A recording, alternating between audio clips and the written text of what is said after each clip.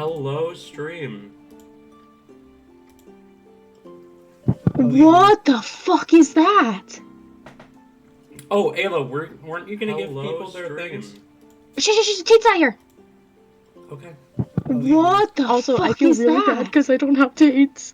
Oh, Ayla, weren't you gonna give people their things? Oh, I had stream unmuted. That's why I could hear it. I was so confused for a second. I thought it was coming through your end, Ayla. Damn, just because I usually have bad mic doesn't mean I didn't spend, $150 on a good mic for once. A No, Jason recommended mic. Ooh, Jason recommended. That's how you know it's gonna be good.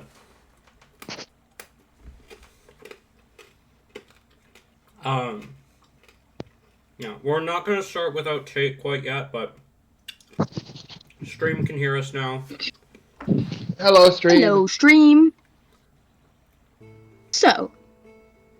Oh god, I can. Hold on, I hear something.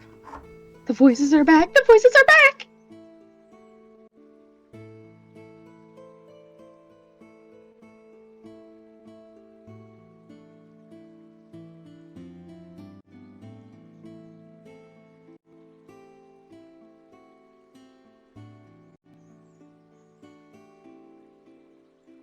I have Christmas messages.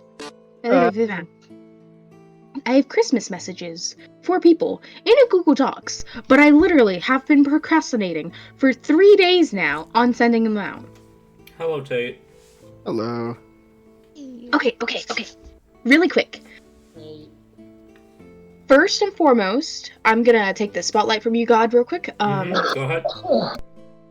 I would like to sincerely apologize to you, Tate, in specific, because I kinda sorta, not really fucked up. I told the artist to focus on something else first instead of your thing, and it is late. We are working on it. We should have it soon. I'm hoping by next session. But I have little Christmas gifts for each of you. Aww. Thank you. I am very, very sorry, though, Tate, that I don't have yours right now. You're good. Okay. Scrolling. I just realized we don't have an art channel. We don't. Hang on. You should totally make us an art channel. Okay, I have an art channel now.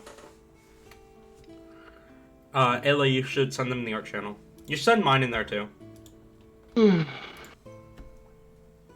We have PCs, which is basically the same thing. At least for what we were doing. Okay, so first we have this one. Todd!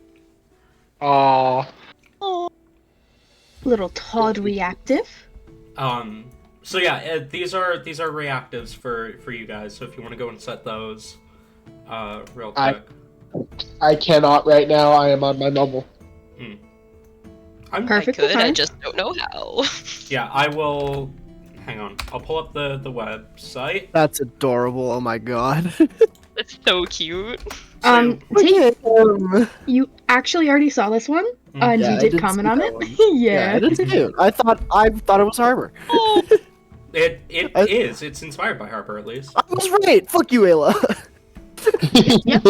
And then we are so Tori, yours is the artist is admittedly it's not 100% finished yet, but we do have it started, and so I am going to show you that one. I actually forgot that yours was not 100%ed. Just a second. So is Tabby's and mine the only two that are finished then? Apparently, but this is the starting. I'm so sorry, but Tabby. Yeah. You have Todd finished. Okay, yes, Todd is finished. So Talon, yours is going to actually get another thing added on at some point. Cool. But Tori, this is what yours. Oh, hold on. Why didn't that send? Oh boy. Tori, this is what yours is going to start off as. Oh, that is adorable. Look at her. Now, I won't lie, the artist has even said the Displacer Beast arms were a little difficult, but they are really happy with how they turned out. That's so cute. Oh my it's god, so look at her. cute. But Tabby, I think you should be able to set yours from your phone if you go to the website that I sent and download the images onto your phone.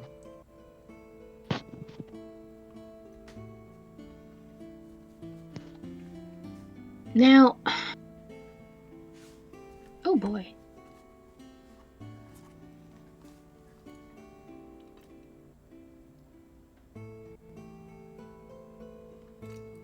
I do have, along with this, we do have a stream starting and stream ending, and we'll be right back screens Oh all shit, coming you up. do? Yes, Nice. I Oh, do fuck have yeah. those also. Okay. That was actually something that I did hide from you specifically, Talon. Mhm. But as you are aware, this is not the artist's fault whatsoever as to No. why they're late. It is 100% on me because I actually told the artist to focus on a different commission first. Yes. You told the artist to focus on the New Year's Eve plans. Yes. So. Which, to be sorry. fair, the New Year's Eve plans are like a hard deadline, whereas these were kind of a soft deadline. What are the New Year's Eve plans? What? You'll see. Talon and I have New Year's Eve plans. Yes, we have New Year's Eve plans. It is going to consist of arson, murder, and some sussy things going on. Hey, look at that. Tabby's a set now. Woo! Alright. Now, thank you, Ayla. Yeah, thank you. That's so cute. If you guys have any changes you'd like to be done, though, just message me and I can definitely have the artist work it in. You did mention that she was making a slight change to mine. But, like, there's a bit of hair visible. Do you think that could get changed to green while it's on my brain? Yeah. Perfect. Okay. That's all. Everything else is completely up to you what you decide to have her do. So, with that being said, welcome to episode 16 of The Adventures of Azius.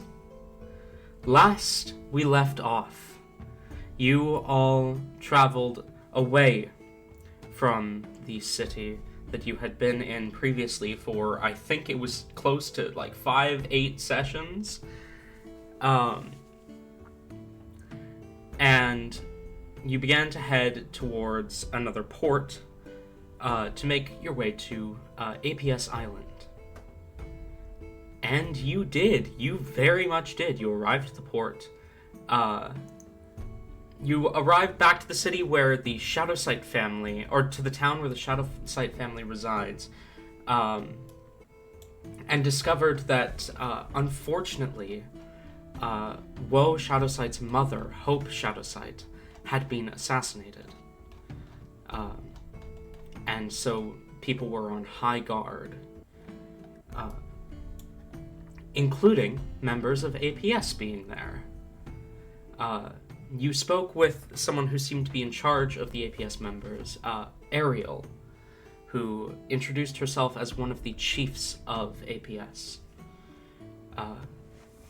And she had you sent back to APS Island with her commander, Estrael, who is half elf and half halfling. And she told you that she would let Command Chief Kiana know that you were on your way. When you arrived, you spoke with Command Chief Kiana and got yourselves situated for your stay.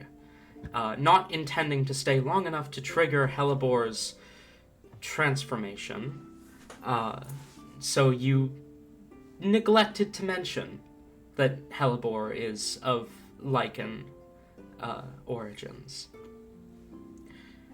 However, this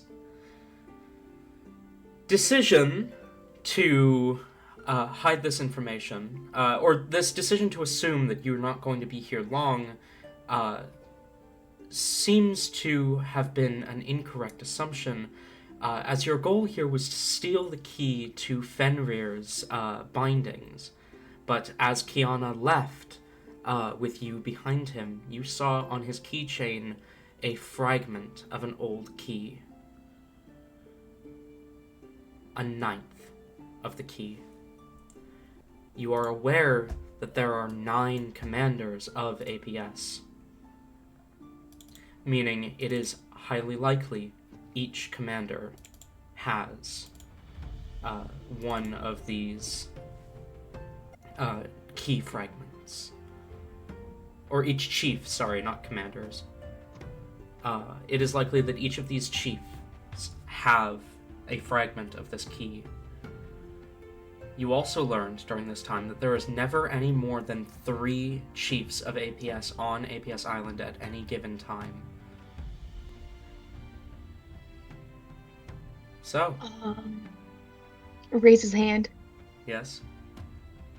So I know I wasn't here for that part of the session, but how do we know that it is 9 fragments? How do we know they didn't like cut one of the smaller fragments into even smaller fragments? Don't even start.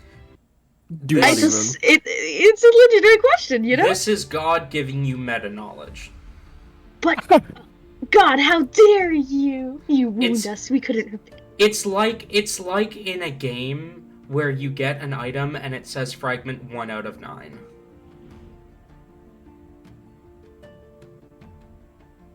Alright? Huh. Okay. You know because fuck you, that's why. Please don't. I am, Not on stream, jeez. Christ. Okay. Right. You also know that the 3 chiefs currently on APS Island are Ariane, Rheindal, and Kiana are the names of the 3 who are currently on APS Island. So, with that being said, as you walk out of the head office, key in hand for your new apartment, temporary residence, what do you do? Why are we at this apartment? Well, okay. How did we get this, rather? What is the quote-unquote reason? You told Chief Ariel that you were being chased by members of the Crest Hunt and were seeking refuge, and so she sent you to APS Island, where you then spoke with Kiana, gave him the same story. So, officially, you are here as refugees.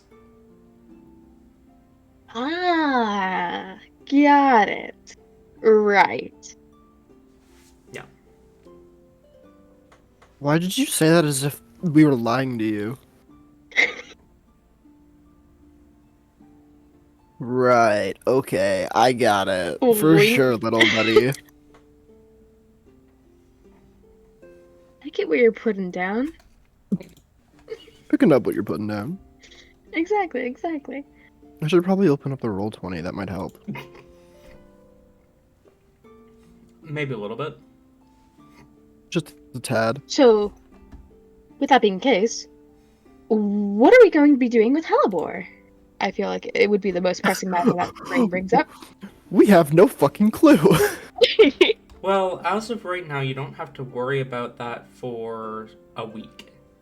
We should still worry about it during that week.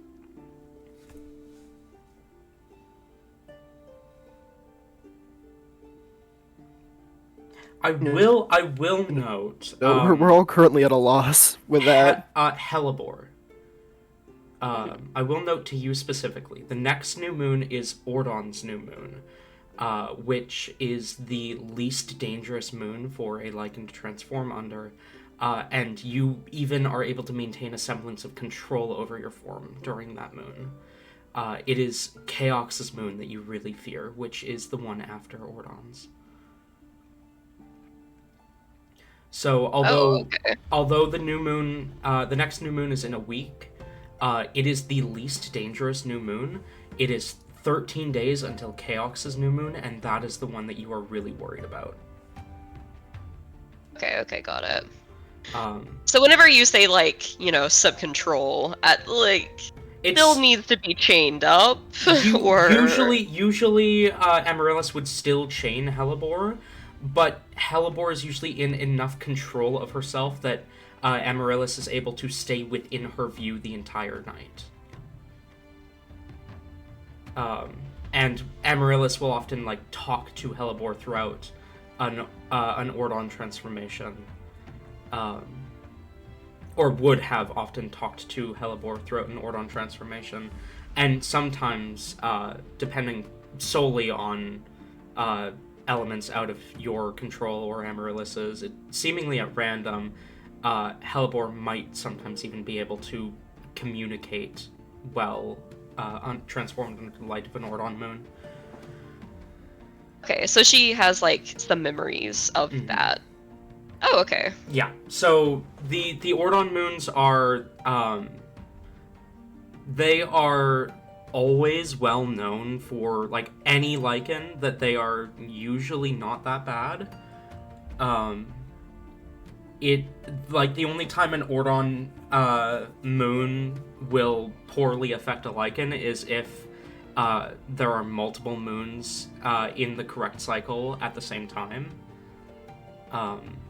Because energy's crossing and all that shit. But just an Ordon moon alone is usually not that bad. Still, good idea to be chained because you've still got that primal instinct to hunt and kill, but it's an instinct that's more easily suppressed. Okay. Good to Useful. know. So effectively, under an Ordon moon, your alignment would be set to lawful something, lawful neutral or whatever, as opposed to the usual chaotic nature of lichens. Lawful evil. Lawful neutral, lawful evil, whatever would make sense for Hellebore's transformation. Chaotic evil. Murder all. Well, that would be a Fuck that chaos moon. orphanage. That would be a chaos moon. Fuck that orphanage. But yeah, so it is definitely something that you need to worry about, especially if it is found that you lied about that to APS. But it is less worry specifically because it is Ordon's moon. If it was Luna's or Chaox's, it would be more of a problem. Okay. Sweet. Cool. Epic awesome sauce. Let's go. Let's go. So, as you make your way out of the head office of APS Island, back into the Utopia that you had found yourself in, what do? You have the gardens at your disposal, the libraries. You could wander around, find people, get some food. Just to be sure, Todd, before we got here, I mentioned to the others that Todd did this, but it was specifically to Raid, and Ayla wasn't here for it. So, Todd did pull Raid aside while we were on the boat, and was like, I am expecting you to get this key. This is your area of expertise. I leave it up to you. Don't get us thrown off this island. Oh my god, what? Yes, I forgot about that, but that was a thing. Rain would have responded with a very confident aura of, yes, I can get this key. Yeah. Fuck. Out of character. Fuck. So, Rain, I will, just for your sake, why don't we rewind a little bit just to... Or would Rain have attempted to nab it from Kiana when he first saw it? Nah, that's too obvious, and he wants Okay. to explore a little, have some Okay, fun, okay, you fair know? enough. So, you are, you have mostly free reign of APS Island at this point. Okay. It's also really late, isn't it? I believe so, yes. I will accompany my party to the apartment.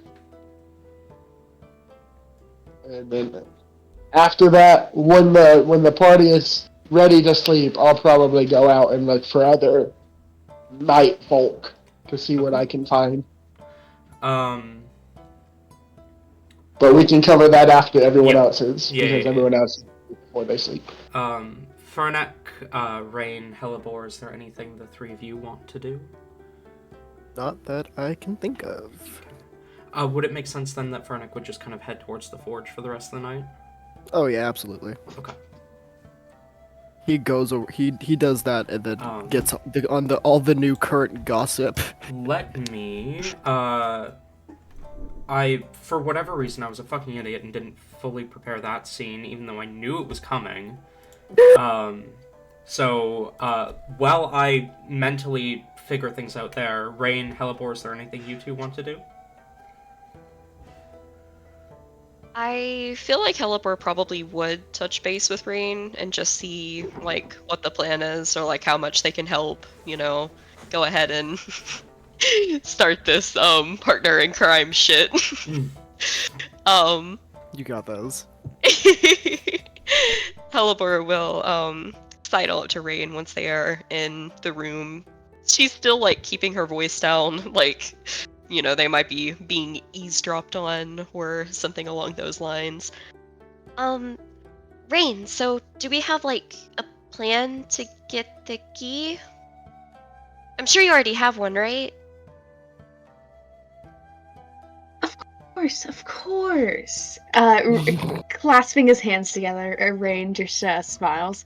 But a magician never reveals their secrets. So, let me. Our first thing is that we're going to have to do some scouting around, okay? Make sure that there isn't any. Because something like this, they definitely. Once we nab the first one, it's gonna put a high tension across the board for all the others. They're going to be guarded much more closely. So, we want to make this seem as much of an accident as possible. We don't want to just steal the one fragment. That'll make it look too obvious, okay? Okay. I mean, that makes sense, but, do you think we're gonna be able to get, like, all of them at once? We don't have, well, we don't have enough people that know about Fenrir for that. I mean, we could call in some people, but then it becomes a matter of everyone would have to execute the plan at the same exact time, and if one person slips up, then they would be solely focused on the piece that didn't get taken. It would be way more complicated to do that. For the first one, it's probably best if we make it seem like an accident that the fragment got taken and instead steal everything else also. Make it seem like it was just a tag and bag everything scenario. That'll at least give us an advantage for one fragment, okay? She immediately begins nodding and, like, you can tell, like, she makes, like, an awe sound, like, that's the smartest thing she's ever heard of. Oh, Rain, that makes total sense, because then, like, they won't know that it's just, like, they'll have no idea what we're after. They'll just be like, oh, they just took that key because, you know, whatever. That's so smart! Exactly. We don't want them to know exactly what we're after immediately. Now, in the end, it could prove to be some fun, but we'll worry about that at a later date. So, like, how are we gonna get everything and get it off of, you know, this? Oh, are we actually gonna have to steal the boat ourselves this time? See, that is what I'm hoping for, admittedly. I feel like we kind of got robbed of our last mission. Todd and Vernick, they mean well, but we totally got robbed from that. Damn.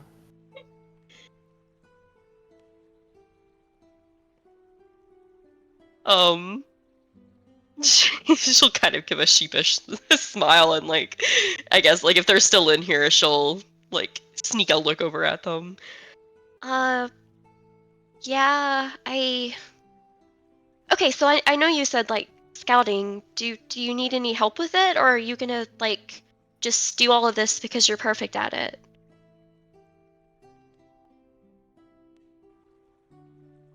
Rain gives a soft smile at this, and it puts an arm on Helivor's shoulder. I appreciate the compliment, Helibor, but no one's ever perfect at anything. While yes, it's fun to pretend like that, everyone can make mistakes, and it is to be expected. That's how you learn. That's how you get better. You don't want to be perfect, because then you still have room to grow. Okay?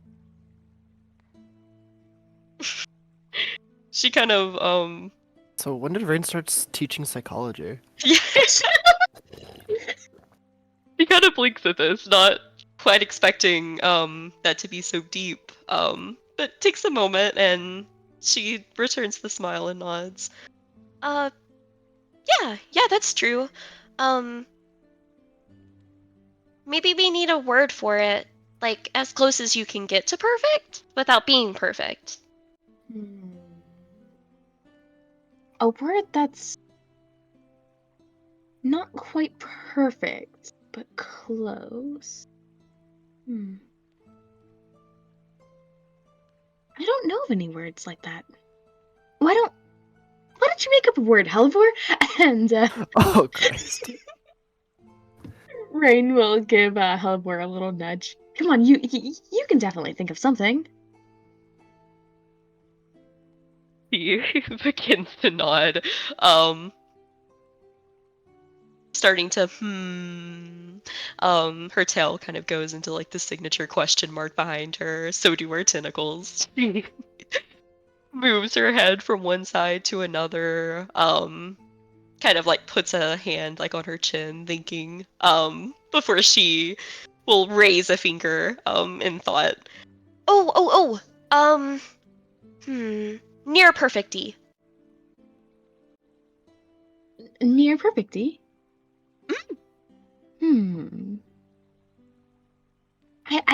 I like it, but I feel like maybe if we blend it up a little bit more, because near perfecty, I feel like it's too obvious what it is, you know?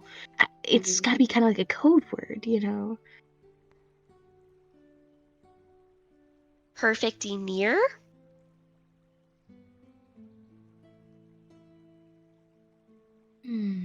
Near perfectory.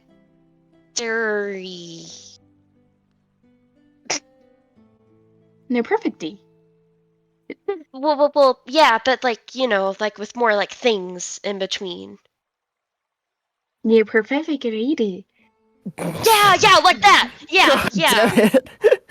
Near perfecty. Yeah. Yeah, something like that. They'll never know. I feel like every time they say something, it never matches the same thing that they said last time. Nope.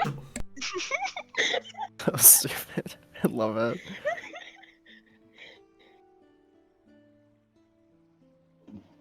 That's brilliant, Helibor. Okay, I would say that is near perfecty. Oh, this is. Oh goodness, Rain. I was about to say perfect, but well, no, nothing's perfect anymore. Oh no. There's a second full flash by of existential crisis before she shakes it off. No perfectity. Yeah, that. I'll use that word from now on, and like, yeah, it'll be a whole thing. Near perfecty. Exactly. All right. That's a good plan, Helibor. Now, I need to do some scouting. Would you like to join me? Yeah. I was actually already thinking about it because I was like, you know, like, wow, like places that we could like escape and stuff. And I thought about it. What if, because it's an island, right? And like water. So I was thinking maybe I could just like be a fish and I could just like swim around and see if they have any like of those like secret exit things that people have, you know? And like if they have one of those, then like we could just like swim up it instead, and they probably wouldn't think about that. You know, like infiltration stuff. That is a good like that idea. I feel like that could work. My only thing is, I don't think we should. I worry about you going off alone. Maybe. Well, yes, most scouting missions, it's definitely best if you take a smaller group. I feel like we might do best if we at least keep somewhat together. Especially considering our situation right now, you know?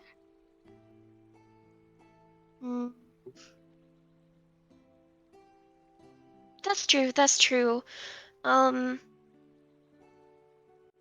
Do you know how to socially infiltrate a place?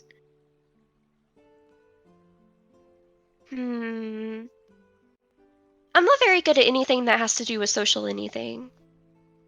Well, there's no time to learn like the present.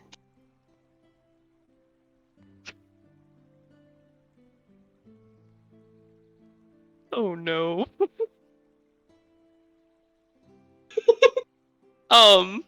This is gonna Helibor at turn in. least will look enthused about this. Immediately whip out the notebook and just like with the knife training, she is listening to Rain Senpai. All right. Rain kind of puts his hands behind his back and starts pacing as he goes on a lecture about the key points to how to socially interact with others and how to manipulate them to get what you need. How to tell when someone's lying. All the little tiny details, how to be confident and show off that you how to hide your own intent. I think that is a perfect place to end the scene. And pan over to Fernac. If you're there, Tate. Yes. You make your way. Do you immediately head to the forge, or do you check at the apartment first and just see that it's a thing? Probably check at the apartment, get situated, and then head over. The forge is not far from the main office. It's kind of attached to the same building, just the entrance is kind of a bit to the left of the main entrance. As you step inside, immediately you can see a kind of young half-elf, short brown hair, some white clothing, loose-fitting fabric that's kind of done in a way that is intentionally hang on. He's wearing loose-fitting kind of white fabrics that you immediately clock as flame resistant. The kind of clothes you'd want to wear in a forge. Of course. As you step in, he turns to look at you and says, I'll help you in just a minute. You can see also a badge kind of on his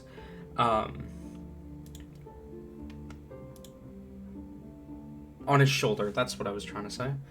There you go. Wow, words are not working today.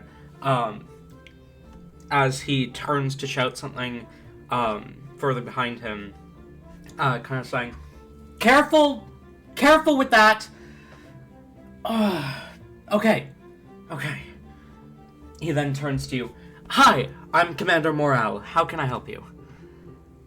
Was I given anything to, confirm that I'm gonna start, helping out here, or am I just walking over and saying, Hi, I'm employed now?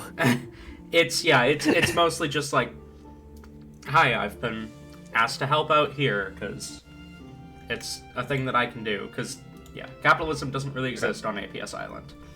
Okay. What did he ask me again? Hi, I'm Commander Morale. How can I help you? Nice to meet you, Commander Morale. I've been, stationed to start helping out around here. Kiana did mention something about that. you must be kind of Farnak. And then he Yes. holds his hand out. Commander Morale. He holds his hand out to shake yours. I serve under Chief Rindal. It's a pleasure to meet your him acquaintance. or them? You did not meet Chief Rindal, no. Okay. Just want to double check. You were informed that Chief Rindal was on the island, Okay. but you were not told. We have not met him yet. Yeah. Cool. Epic. Nice. Hashi.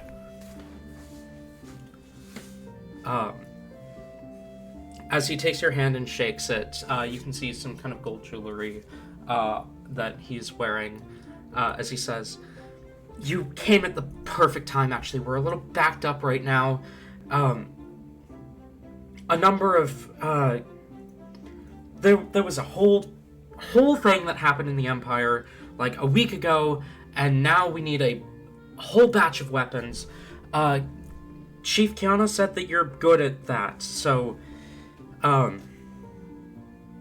it's some big name in the kingdom or something?" Yes, Zerosis. I barely knew the nobility of my own hometown. I don't expect everyone to know it. But, I mean you no disrespect, Lord Zerosis. None taken. Lord's too formal. Fernic is just fine. Okay. Thank the gods. I didn't mean any disrespect. I've got a lot going on, and I don't have time to memorize nobility. And None taken. Don't even worry about it. There was about 70 magical weapons broken during a battle in the Empire, wielded by members of APS that we now need to replace within the next 3 days. Sounds like we better get started then. He's just gonna start walking in and getting dressed in more proper forge gear. As he, kind of gestures to, there's kind of a bit of a locker room, and he says, there should be an empty locker towards the end. Here, he reaches into a pocket, pulls out a lock and key, and hands it to you. And you see he's got kind of like a tool belt that he seems to pull that from. I should probably get my dice ready. That's probably a smart thing to do. There should be a locker towards a few lockers towards the end that are empty. Just put that lock on it, and you have the only key. You can put your shit in there. If you need any, tools are all in the forge. And there's aprons, and if you need fire-resistant clothing, we can get some of that commissioned for you. You can go shirtless for now if you need.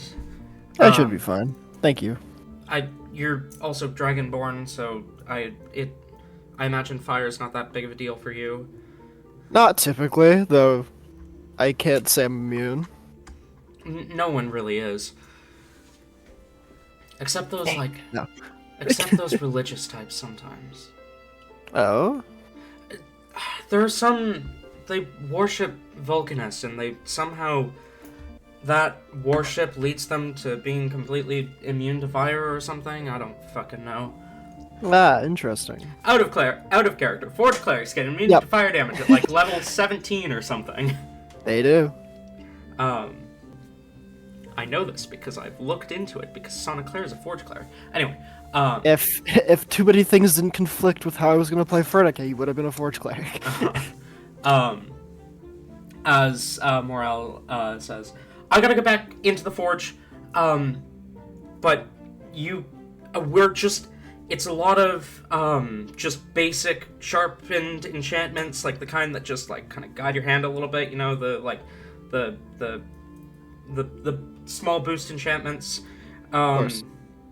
the performance enhancements. That's the one. So if you need some help with the runes for that, we've got Chief Arcanist Ariane is in here right now, helping us with the enchantments. There were some, I think there were 15 Flame Tongue long swords that we needed to make, but those are covered. So just focus on the basic enchantments for now, and I'll let you know if we need something more complicated. Just, like, we need, like, 10 of every weapon. So... Yes, sir. turns around and quickly makes his way into the forge, reaching into the tool belt, into one of the like super small pouches, and pulls out a wrench that is longer than the pouch from the tool belt. Man's got a bag of holding in front of me. What the fuck? I'm kidding. But you are given a lock and key. You are put into the locker room. And you see which way he goes to get into the forge. So you are able to do whatever it is you need to prepare to use forge stuff. Hell yeah, and I do just that. Alright. As you make your way into the forge, you can see about 10, maybe 15 people. Amongst them, you see, kind of towards the back of the room, there's a few weapons finished, laid out in front of this one guy who looks completely different, vibes-wise, to everyone else in the room. You can see, like, some humans, some orcs, some, like, wide variety of races, all kind of more muscled, either shirtless or wearing, like, leathers or other flame repellent clothing, working away on various weapons, kind of working up quite a sweat. And then towards the back of the room, there's this one, like, kind of slim elven man who's got, like, 4 or 5 different weapons laid out in front of him. He's got white hair done up in a ponytail. He's wearing a kind of, like, an overcoat, and he does not look dressed for the forge. He's got a book in one hand, and he's kind of muttering something as you see arcane sigils kind of flying off his hands onto the weapons laid out before him. You gather this is likely Chief Arcanist area. I was about to say. Yep. But you can see a number of different stations in the forge. This is, like, not quite as impressive as your forge back home, but this is definitely professional quality shit. Hell yeah. Like, this isn't your town blacksmith. This is you are going to the capital city to find the best smith in the world kind of thing. Mm-hmm. And there's a number of different stations where there's about 10 to 15 guys working. You can see Morel kind of guiding someone who looks a little slimmer, a little nervous, likely someone new to the forge. That Morel is guiding at the moment. But you can see on the wall behind Ariane, there is a large list of weapons that need to be made. And all of them are definitely enchantments you've done before. They're the basic enhancements. There's a couple Flame Tongue, couple Frostbrand. And oddly enough, you do see one Berserker axe. A curse, not an enchantment. But as you're looking at it, you can see it's got, like, the weapon name and then quantity. And the number kind of... you see next to, like, lance, enhanced lance. The number is at, like, currently 9, and you watch it tick down to 8. It seems to automatically update. As Ariane finishes casting whatever it was he was casting, and the lance in front of him kind of glows for a moment before settling, and you see the runes kind of laid out, inlaid onto the handle of the lance. Okay. Considering seeing the Berserker axe, the first thing he's like the one who's situated, who's like finalizing the runes, I assume. Mm-hmm. Okay, I'm gonna walk up to him, like, give a wave, and see if I can get his attention. He kind of begins to cast another spell, glances up at you, and says, yes, how may I help you? Just a small question regarding one of the works here. Why have we made a berserker axe? I thought those were dangerous in the wrong hands. He sighs and says, "That is for Shadow Chief Holly. I do not know why he chooses to wield such a cursed weapon, but he does." Ah, interesting. Okay, that's all I wanted to know. Just wanted to make sure. Thank you for your time. It makes even less sense considering he's an arcanist, such as myself. He finishes casting a spell, and you see the enhanced longsword ticks down by 1. Very interesting. Okay, well, that's all I wanted to know. Thank you for your time. I'll let you get back to work, and I will give like Of a course. small bow and walk back. He kind of glances at you. A look of slight confusion comes over his face for a moment before he says, "You must be new. Yes. I presume Morel got you caught up." Yes. Wonderful. Immediately goes back to work as he starts casting another spell. We go get to work. We go get that shit done. All right, go ahead and roll me. I'm gonna need 2 checks from you. I'm going to need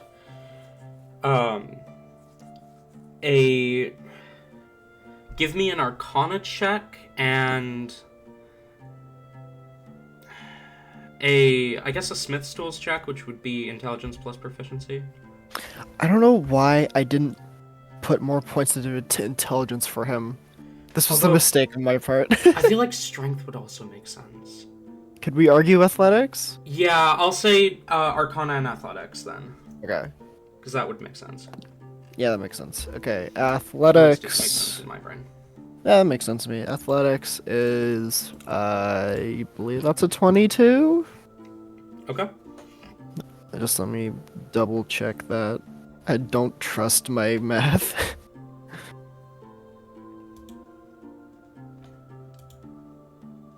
Yeah, 22. Then Arcana is 15. Okay. As you begin to get to work, what type of weapon do you get started on?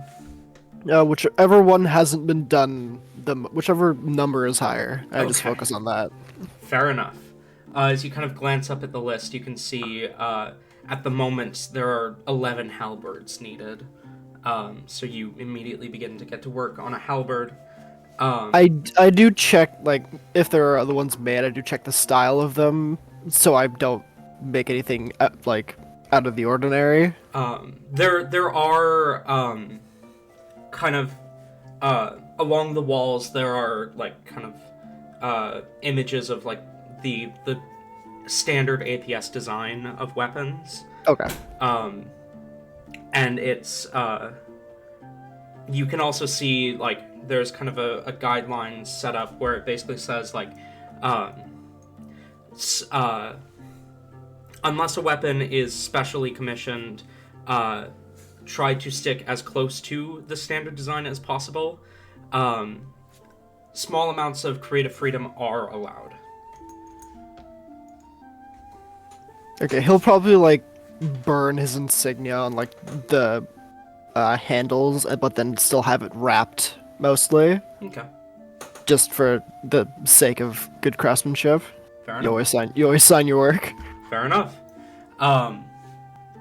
As you kind of begin to work away on some of the weapons, glancing around the room, you can see that everyone else is kind of deep in their work at the moment. There's a few conversations going on, but for the most part, people are focused on smithing, forging. You can see, by the time you get done with the first halberd, Morel has walked away from the trainee, who is kind of nervously handling things on his own at the moment, as Morel is kind of walking around and checking in on everyone else. If you don't have anything specific you want to do while you're within the forge before Morel comes in and checks on you. Not that I can think of now. Okay. As you begin work on the second, well, we'll say a second halberd. As you begin work on the second weapon, you see Morel kind of approach you, glances down at the weapon, and just says, "Nicely going. Already one done. Impressive." How long does the forge usually stay open? We tend to stay open. I mean, I usually leave in about 3 hours, but it's usually open all night. I've got someone who comes to replace me. They're a Dwegar. They come in when the moon rises to trade off with me.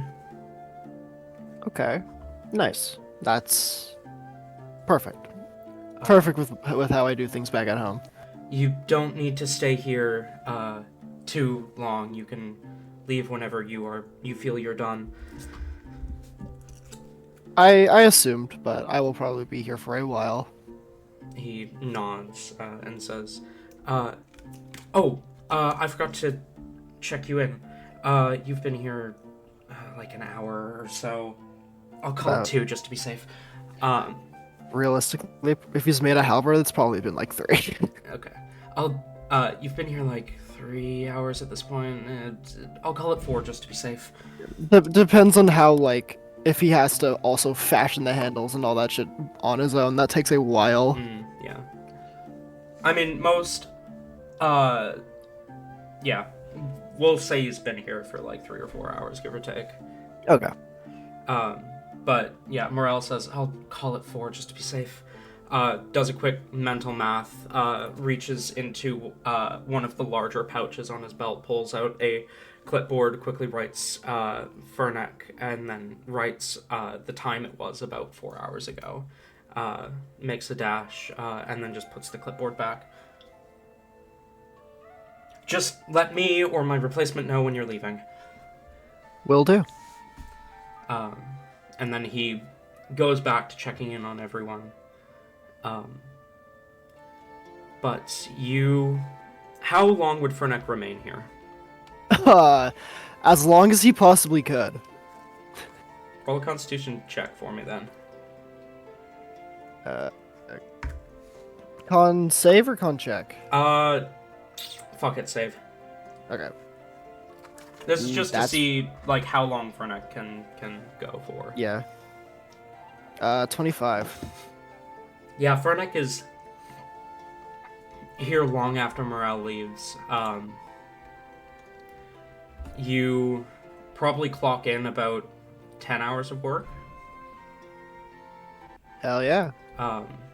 And it is, as you're leaving, the Dwegar just kind of gives a nod and marks the time on the sheet. You see it's the same clipboard that Morel had marked your name on at first. It's likely used to track how long people work for. As you make your way out and head towards the apartment, at this point it would be nightfall. You're probably it's probably close to 1 a.m. by the time you're headed back. So we are going to cut over to Todd.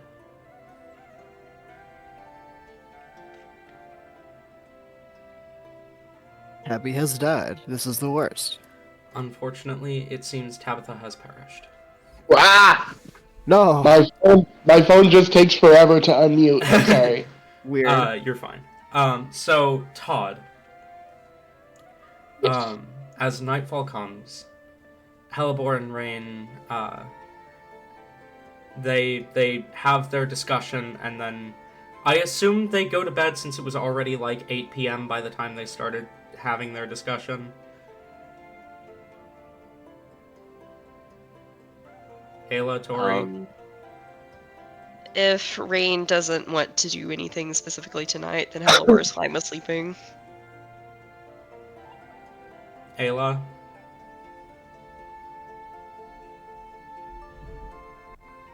I'm just gonna Sorry, I was muted on the wrong device. Yeah, I think it would probably be best to start fresh. So yeah, okay. we'll wait till the next day. So, Todd, Hellebore and Rain, they do their nefarious plotting, and then they go to bed. Do you wait for Fernick to get back and go to bed before you go out, or do you go out once nightfall comes? I trust that this place is relatively safe, so I'll go out once nightfall comes. Okay. As you kind of begin to wander the streets, let me change the music.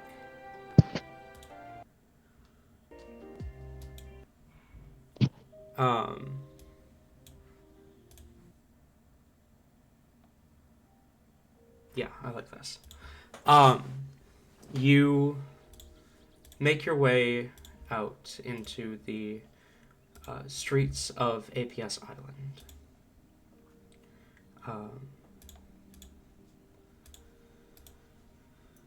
As you find yourself out in the night, the moonlight shining down on the still quite active streets. Okay, actually, I don't like this. Hang on, I'm being picky about the music again.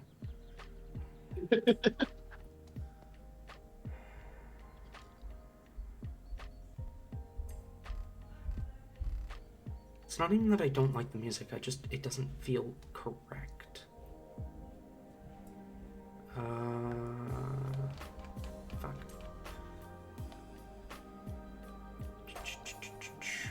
What about this?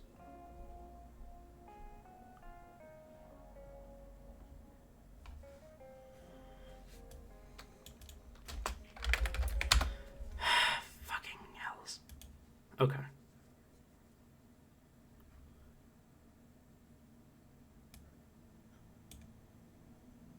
This works. There we go. Okay. That's better.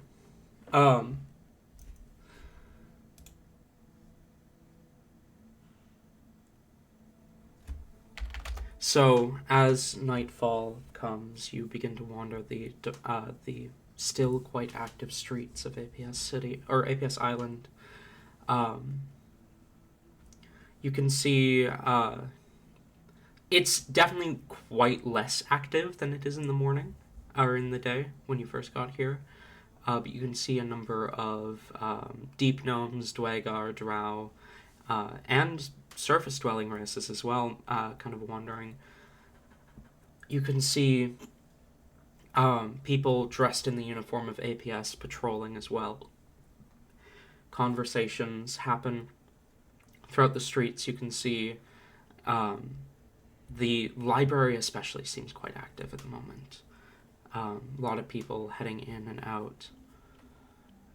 There are faint kind of purple dancing lights kind of permanently set up at points across the streets to keep everything lit, though dimly. Where do you go? Excellent question.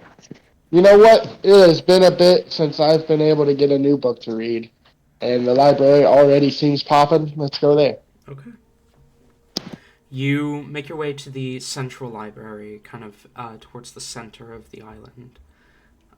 And stepping inside, you are amazed by the library. You've already seen a library owned by APS before.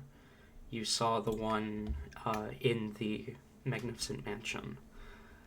This library... I saw that. You saw the one that wasn't hidden. You guys all saw the one that wasn't hidden, I thought. Oh, right. Yeah, Fernick just saw the hidden one. But you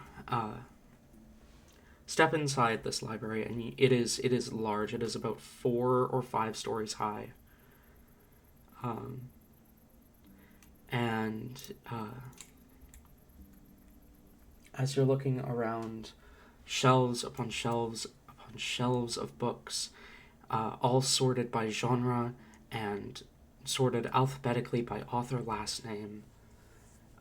You can see people dressed in they've got kind of like an overcoat almost with the APS symbol on it that seem to be putting books away or tending to desks or helping people out. They all have this like same overcoat. It's probably like the uniform used to identify them, whoever's working at the time. You can see quite a few other people. The library is dark at the moment. There aren't a whole lot of lights, just a bit of candlelight here and there. But that's not really much of a problem for you. Mm-hmm. As you wander, you can see kind of at one of the tables, hunched over the table, a candle in the center, and about 4 books spread out around them. There's this human kind of looking through one of the books rapidly. Can you roll me a perception check real quick? Sure.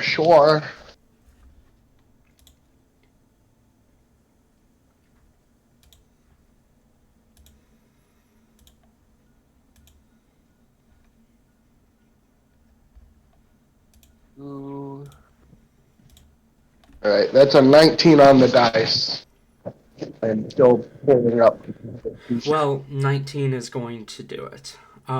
As you see, he seems to be reading aloud, though quietly, to himself.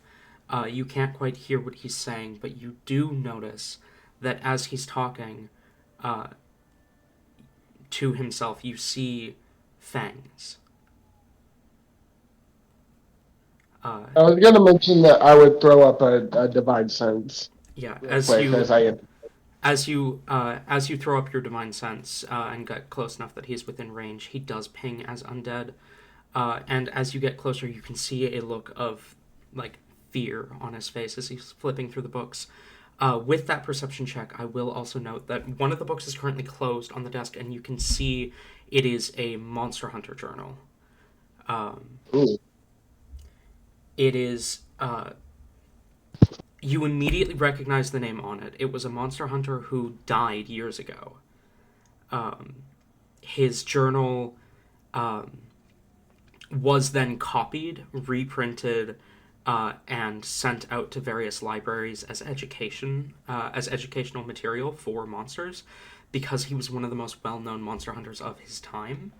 And I had his name in my notes somewhere, but I have misplaced it. So I will get back to you on that. Pardon? Silly. Yeah, I will get back to you on that. But he hunted all types of monsters, lichens, mind flayers, various underdark creatures. He was most well known for his encounter with a dragon, but he was also known for hunting vampires.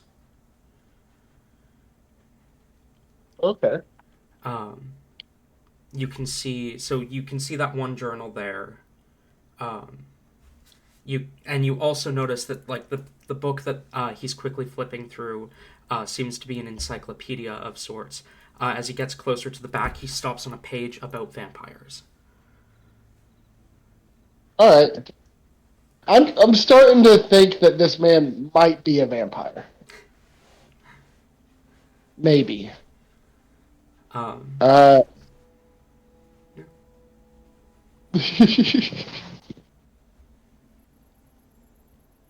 Can you hear me? Yes, I can. Okay. Todd will approach and from a polite distance, he'll just say, "Excuse me." Hi. As soon as he notices that someone is talking to him, or as soon as he notices someone can see his face, his mouth movements become very limited. It is clear he is intentionally trying to hide the fangs. Todd will try to give a friendly smile and just say, "May I join you?" Yeah, sure. Um, it's, I I know this. There's no need to hide. I am like you. I have no idea what you're talking about.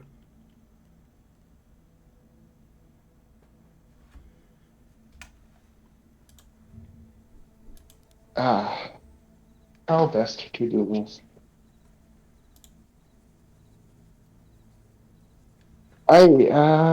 I'll sit down next to him. I assume if there's an open chair.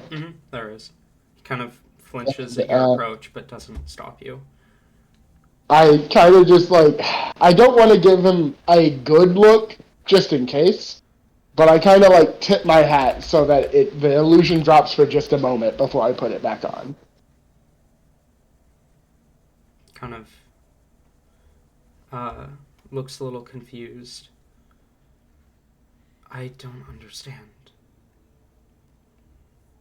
What do you not understand? Why do you disguise yourself? Who are you?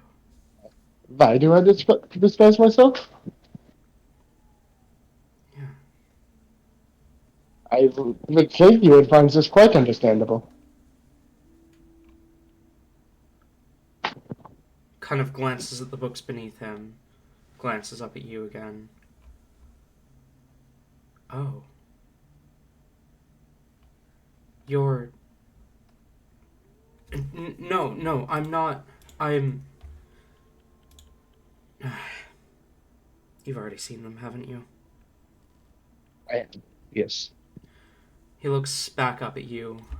The uh, familiar scarlet eyes meeting yours as he talks a little more loosely now, the fangs visible. I don't know what to do. How long have you been like this?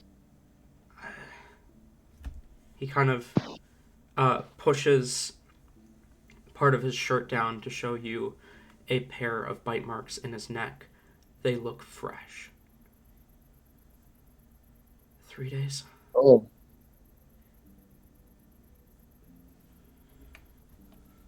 Go on. I I was bitten 3 days ago. Were you bitten here? No, At a no, I came here.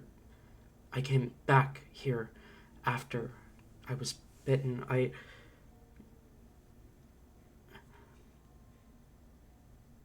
don't. I can't. I should.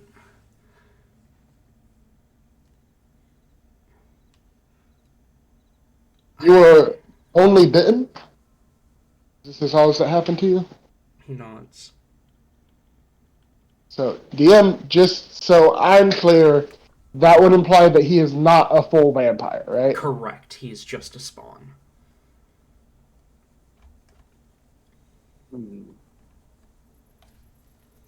Let me message you real quick. Okay.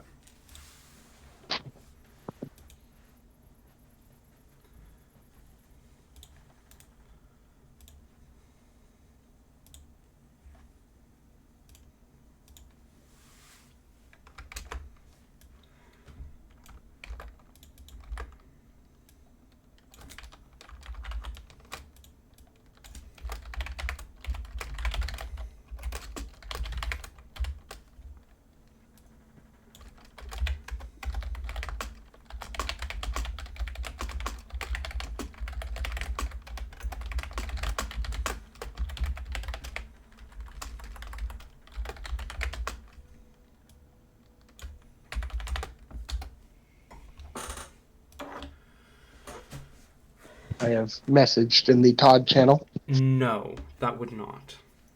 Okay, that's what I figured, but I just wanted to make. No, he would have to. Yeah. You probably know. Yeah. Um. Todd, gives him a bit of a what's the word? Pity? A look of a little bit of pity. And Todd says, "Do you know who did this to you?" I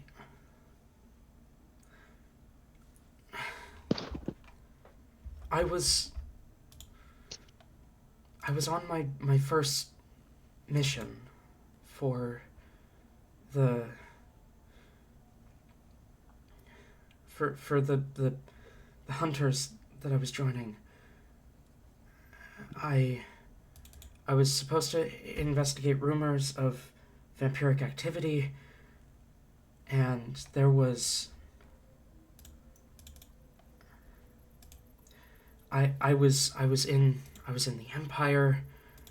I was in Warsaw City, and there was this guy.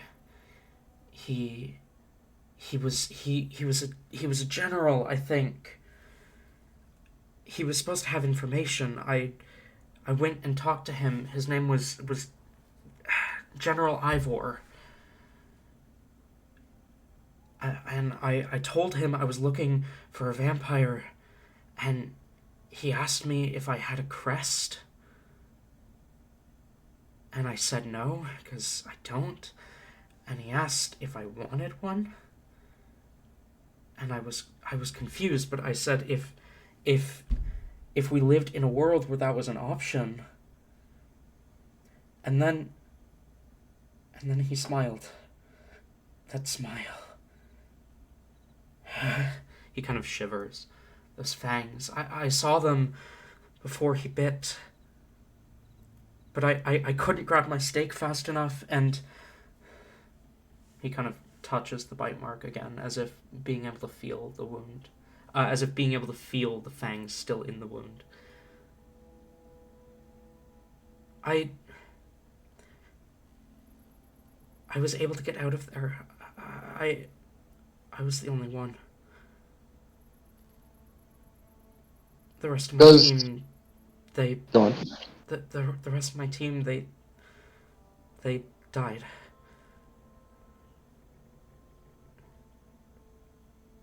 Does that general's name sound familiar? Do I need to roll a history check? That will require a history check, yes. Oh, nope. Does not. It does not sound familiar at all. Is that a nat one? That is a total of 2. Yeah, no. Does not sound familiar. You've met quite a few Ivors. Quite a few General Ivors. Sorry, total of 3. Sorry, does that change the answer? Yeah, no, that gives you everything. You've met a few different General Ivors. There was an Elven general you met, was it 6 centuries ago? You think he was in the Empire. He might have been in the Kingdom. Actually, he might have been a chef. You're pretty sure he was a general, but he might have been a chef. No, you're pretty sure it was his brother who was the chef. Todd nods and says, "I assume you have not told anyone." He shakes his head. Kiana, when I got here, Command Chief Kiana, he figured it out. He knows. And now, you know. Have you fed? Shakes his head.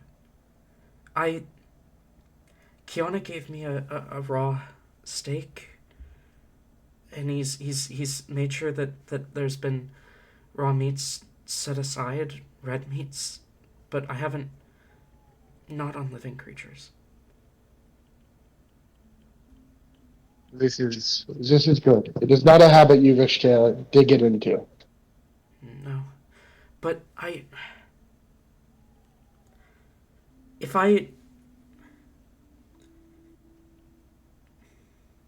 this goes against my code. I shouldn't let myself live. I swore to show no mercy towards monsters. And now I am the very thing I swore to destroy. I have to, but I can't. What is your name? He glances up at you. Ethan. Ethan. Ethan, you have said unknown for your admittance here. You have panicked about this, but you have not hurt anyone. Not many can say the same in your situation. Whether or not you have fangs, whether or not you hunger for blood, Ethan, you are not a monster, and you should not treat yourself as one.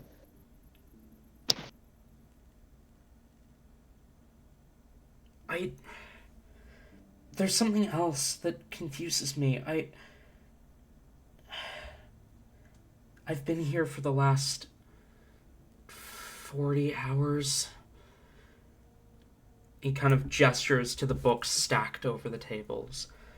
But And you are not, what are you? no, I know that I don't need to sleep.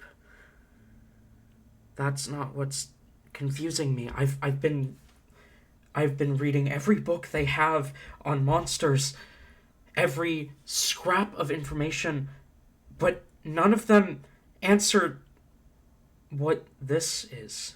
And he holds a hand forward, and you see appearing above the hand the symbol of a scythe over a skull. The crest of Mortem. Nods and says, that is the thing that you should be keeping hidden more so than your fangs. He closes his hand as the crest vanishes. I haven't found any records of vampires having their own crest. I've been calling it the crest of vampirism for now, but it doesn't feel correct because there's no records about it. Have I always had a crest? I don't know all the crests, but I don't think that is one. But it looks like a crest and it acts like a crest.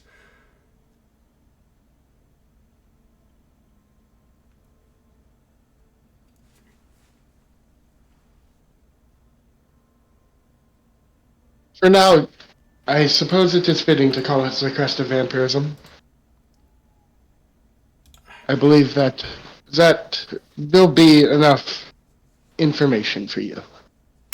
It is not something you need to show many people. It is not something that will be well accepted. But it does bode ill towards the person who bit you. Right.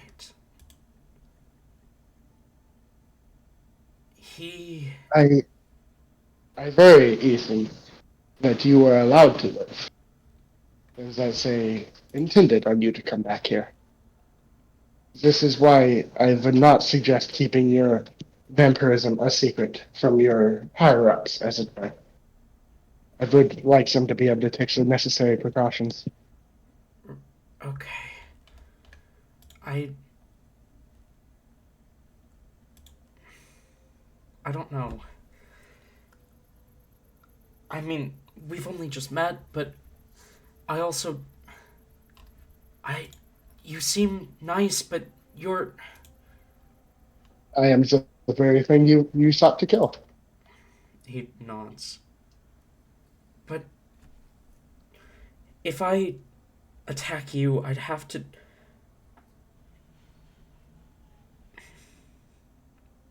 It would feel wrong to continue to subscribe to my oath and kill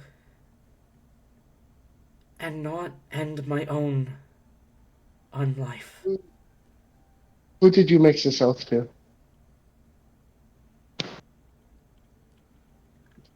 The Hunters of Geradora.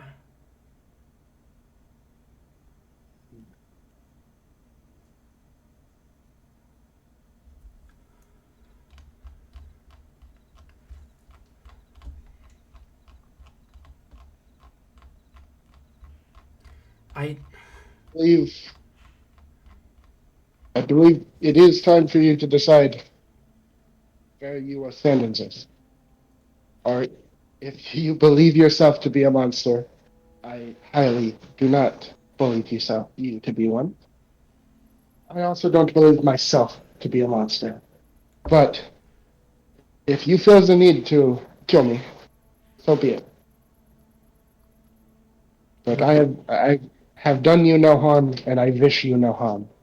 There are many out there, fanged or not, who could not say otherwise. I think your perception of what a monster is needs to be expanded. Elder Tirsu said that any who go against Nadarai's design, against Chrysalis' design, are monsters. Any who go against the mortal form are monsters. I have lived long enough to understand that if Nadarai and Chrysalis did not wish for my existence, I would not exist, nor would you. We may be different from their other creations, but we are a creation nonetheless.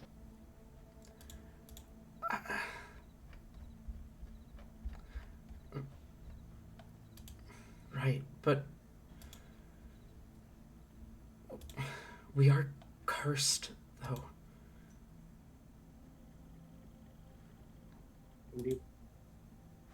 It is our burden to bear. Curse, as it were. Whatever hands of fate have deemed that this is a curse that we can not only bear, but we will thrive in. Rejoice, Ethan. Whatever fate there may be, it has decided you are strong enough for this. That you can make it through.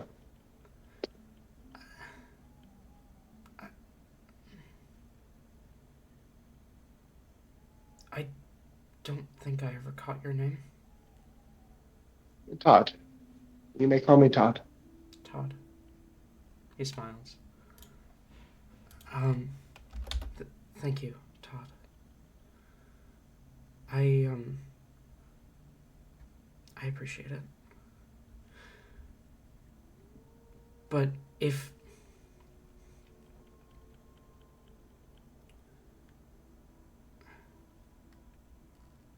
Yes.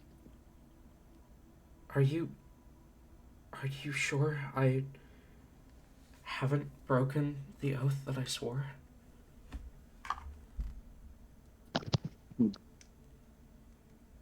Your oath is to destroy monsters, yes? He nods. I once again put forward that it would be difficult to classify you as such. I admittedly am far more monstrous than you.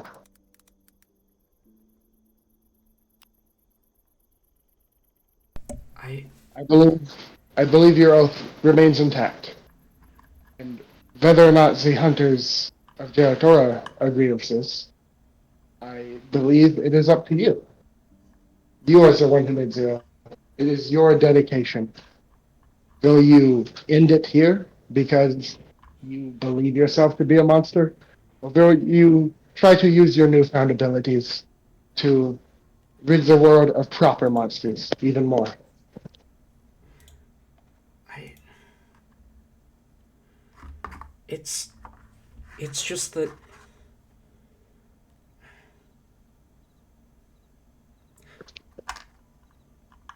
he looks up at you. My oath, it's more than a personal thing. I haven't tried since I turned, but it was the source of my power. The oath that I swore to the hunters of ancient times. It gave me a blessing to help hunt monsters.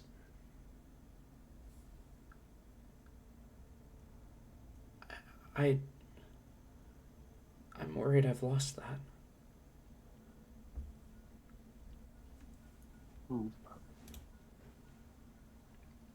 Uh,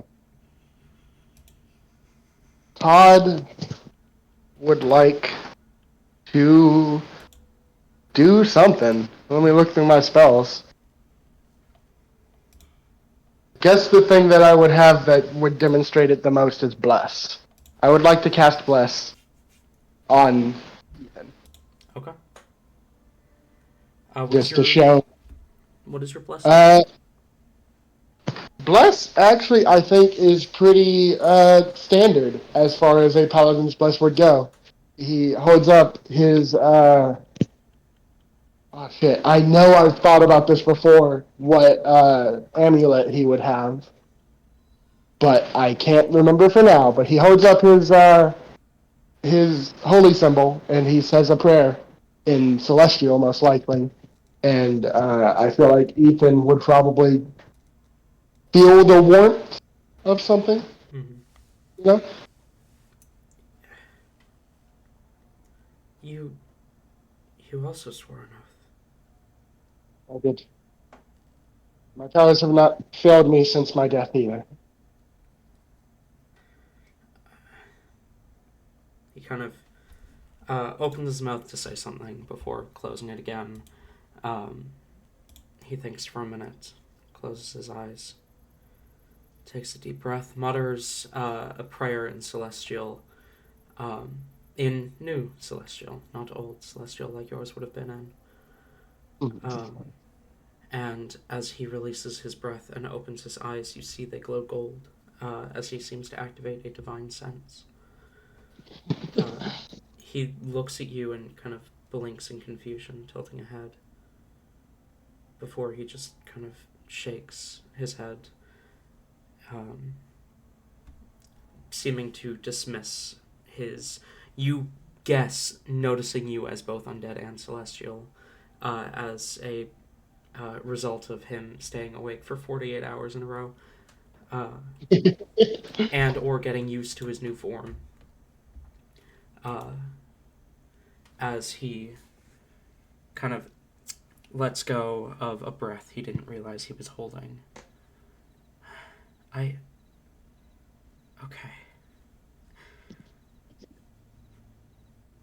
That makes me feel better.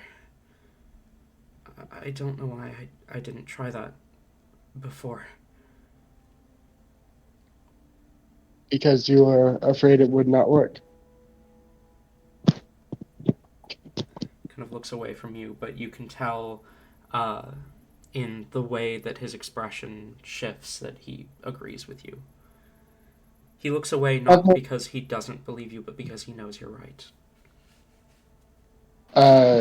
Todd kind of places a hand on his shoulder and says, "Have more faith in yourself, Ethan, and more faith in the divines that help you."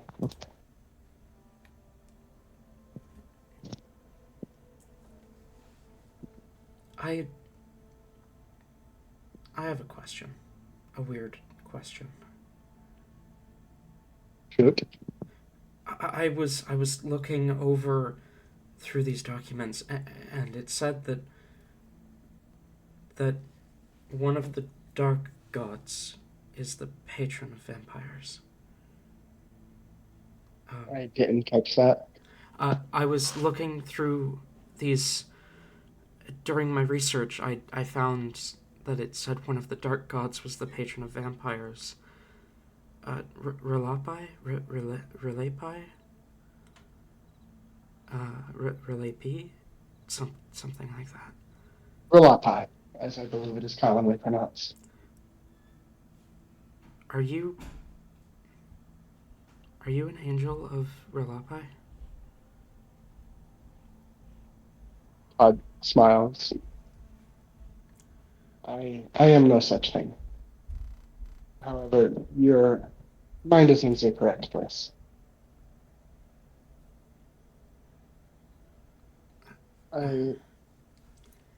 Because you have come this far, I would like to urge you to keep this a secret as well. Your crest of vampirism and the knowledge of Rapai are not thought of kindly. He nods. But They're, yes, they're called the gods of evil for a reason. indeed. But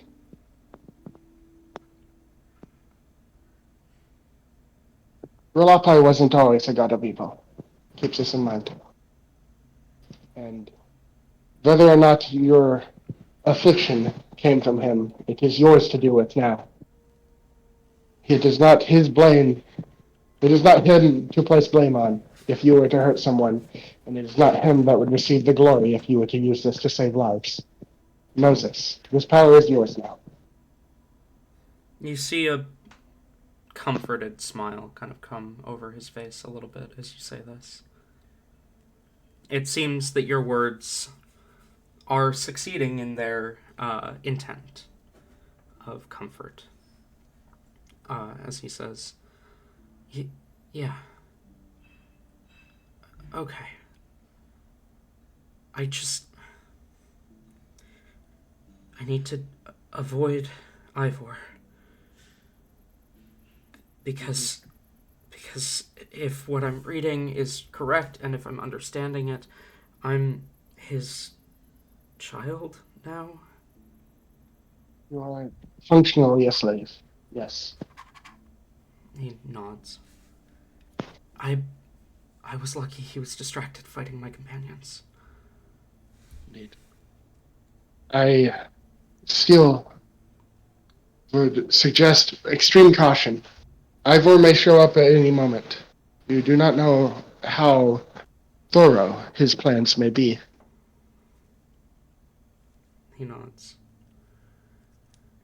I told Command Chief Kiana, but he said that there was nothing they could do about Ivor. That he was under Imperial protection. Yes. The Empire is not, at least as far as I am aware, it is not a safe place to be for non-vampires.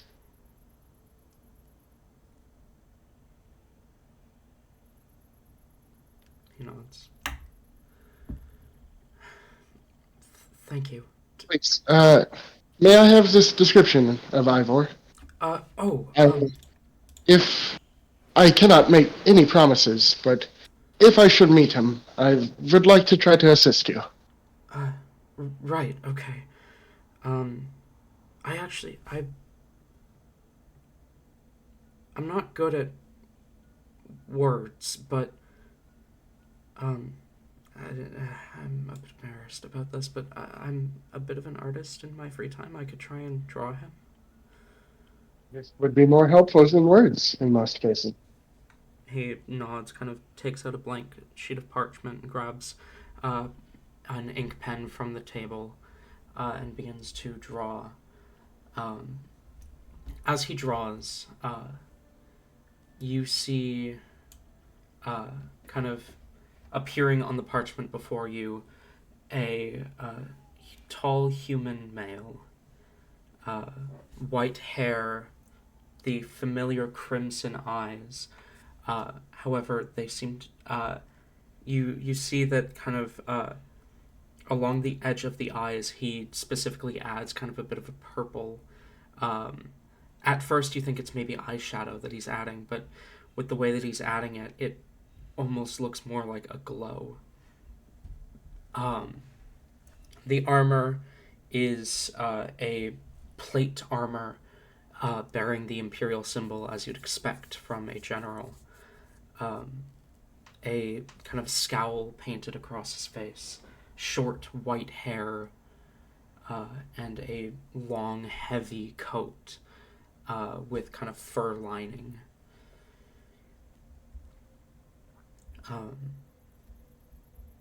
There is no helmet, and and you can see the handle of a greatsword drawn to the back.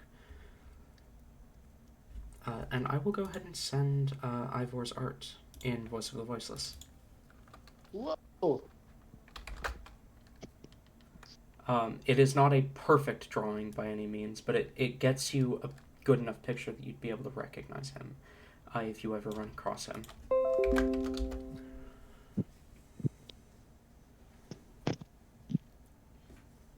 Yahoo! Spooky.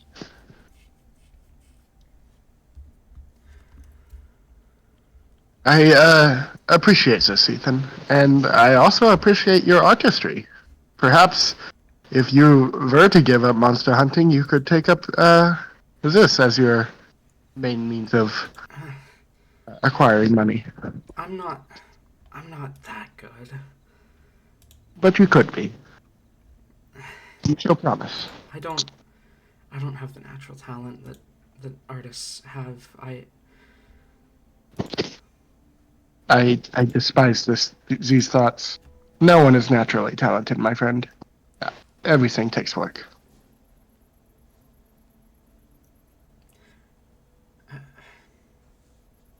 Right.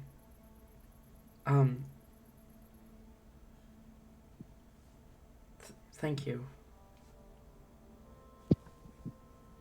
Of course, You were helpful. I strive to be as such. Pray, sometime during my stay here, we should have dinner. I would like to know more about your life. Yeah, that sounds nice.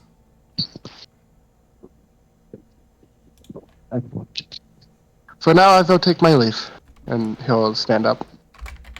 It was a pleasure to meet you, Jason. I will see you around. It was a pleasure to meet you too, Todd. Yeah, I'll see you around. I will walk away, and I will go check out a fiction book that looks interesting. All right. Ayla, do I do it?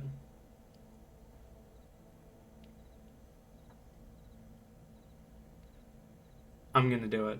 Um, as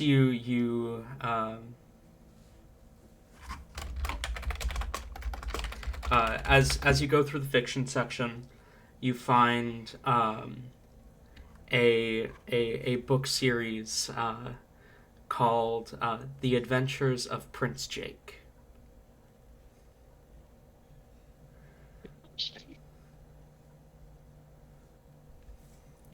All right. That tells the story of a little drow child who gets adopted by an emperor, uh, and his adventures in overthrowing his adoptive father. Okay. I'll check out the first book in this series. Sure. And now I have officially established this book series as canon in all three of my worlds. Amazing.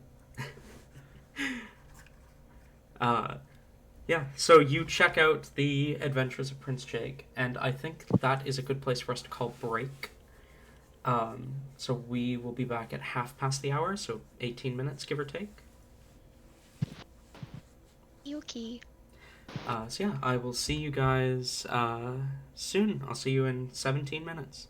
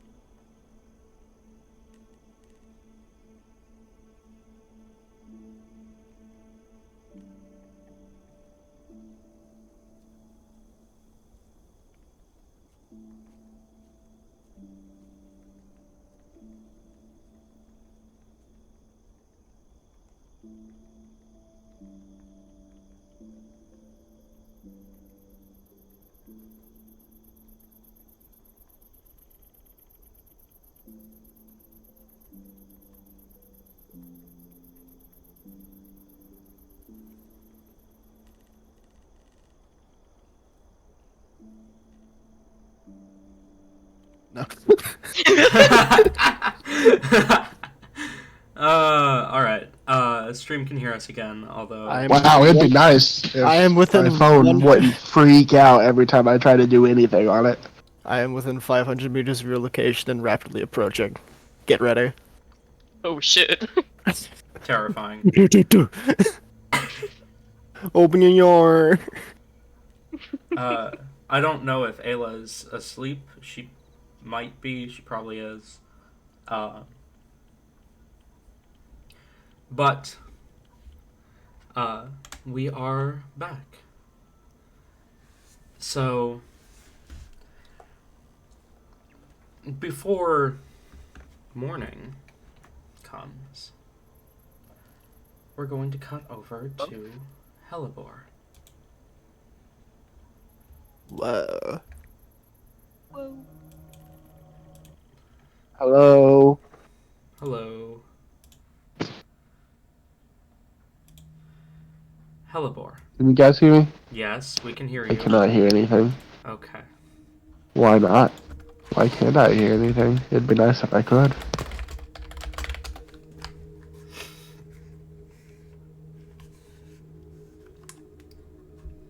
What the fuck? Nah.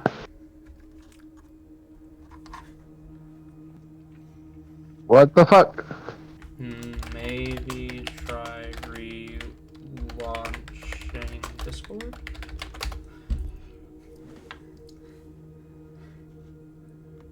Oh, he's gone. She's gone. Fuck, I just misgendered her. I cannot believe you. Yeah, how do I? I'm leaving. Understandable. Yeah. No, that's completely understandable that you would just like quit the campaign immediately like that. Mm-hmm. No, I mean, Twitter's gonna have a fucking joyride with this one. yeah. I accidentally misgendered my player. I do deserve to be canceled. I will go cancel myself, actually. Ah! Wah. Alright. I just had to leave and come back, and it literally took that long for my phone to let me leave and come back. Okay. Well, Tabby, I do need to cancel myself on Twitter. Ah, shit. Yeah, I accidentally misgendered you after you left. Motherfucker, I'm so mad and upset. I would never do that to myself. Yeah, so I'm gonna have to go make a call out post on my twitter.com. Posted by new But Twitter.com. as I was saying, before morning comes, we are going to cut over to Hellebore. As you find yourself falling asleep, you open your eyes, and you are in the middle of a forest. You feel immediately comforted.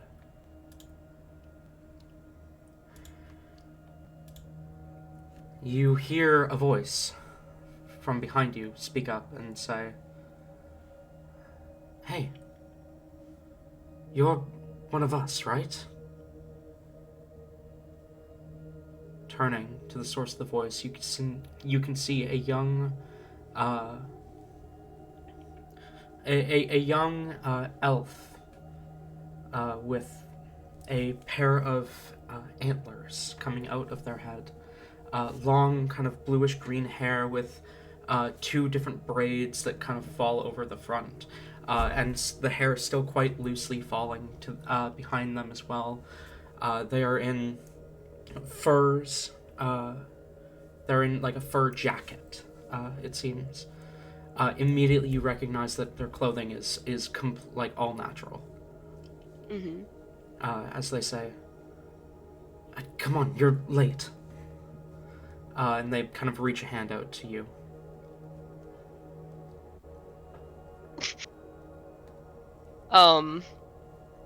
There's definitely a moment of hesitation as I feel like she's fairly honed in on these by now. She's mostly just going to go along with it and take the hand and just keep an eye out on exactly what is happening. Making sure, that her Todd reporting goes well. Okay. They lead you through the forest, You can see a kind of blue diamond tattoo on their forehead. And as they lead you through the forest, the trees grow thicker, larger, older.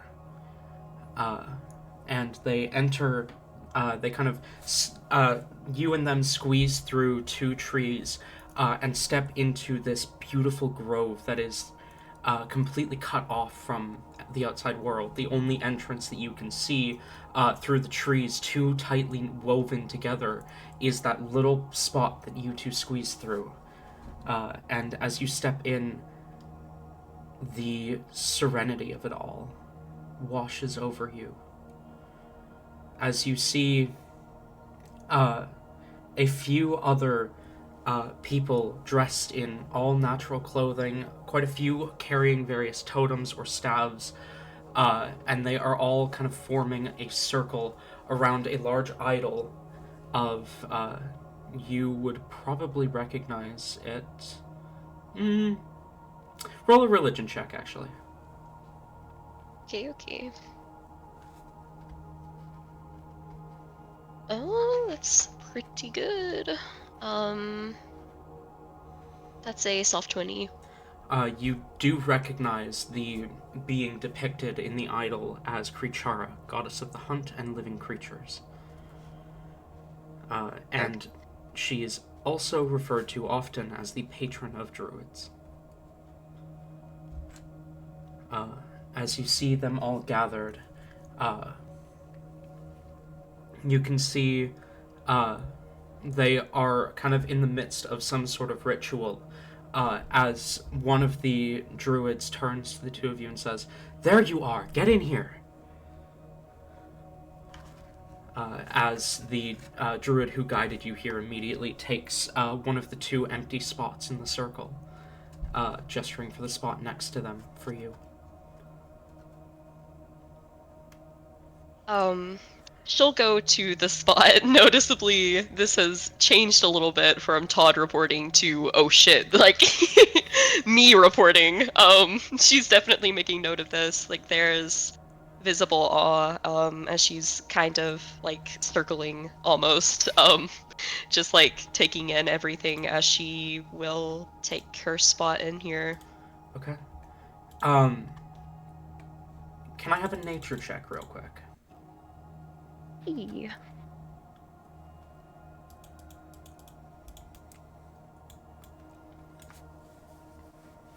That's not amazing. 13. Okay.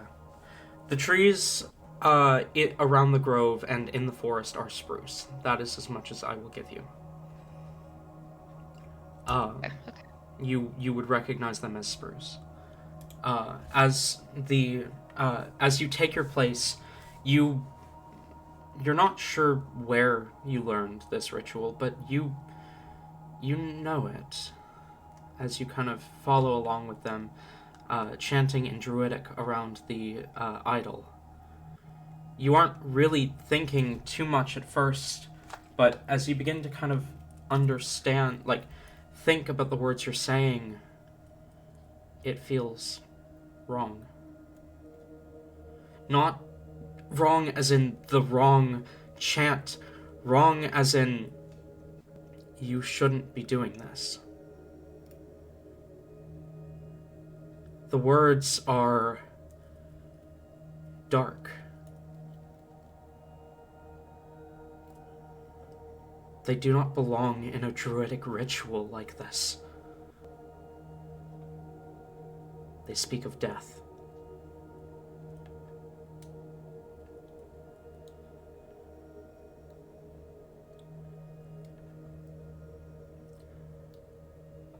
And as you make this connection, you begin to see the kind of lighter, greener, lifelike appearance of those around you beginning to fade to a darker, more muted color palette. What were you trying to say? Oh, I was just going to say, I mean, I feel like at that point she at least would attempt to probably stop. Your mind says stop, but your mouth does not listen.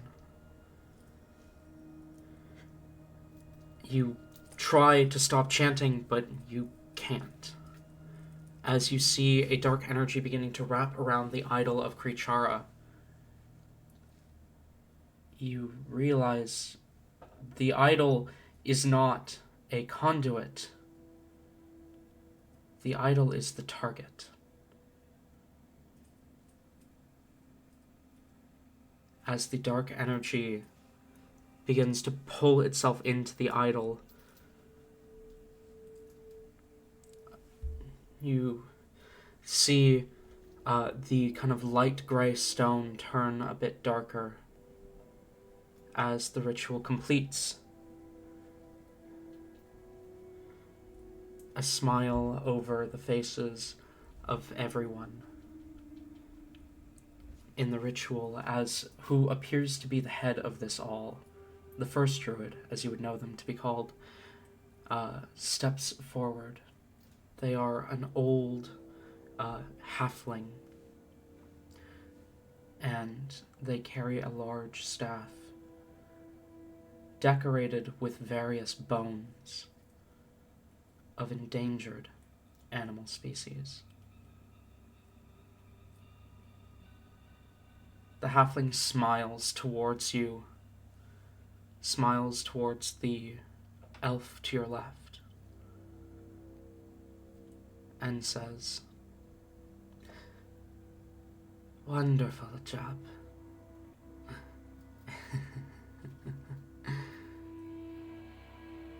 The grove will not know what hit them when they attempt their ritual. And it releases our magic. Nicely done, Nightshade, as the halfling looks directly at you.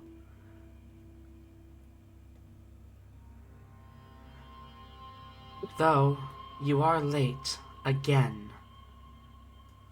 It's at this moment you realize you're taller than you should be, standing nearly 6 feet.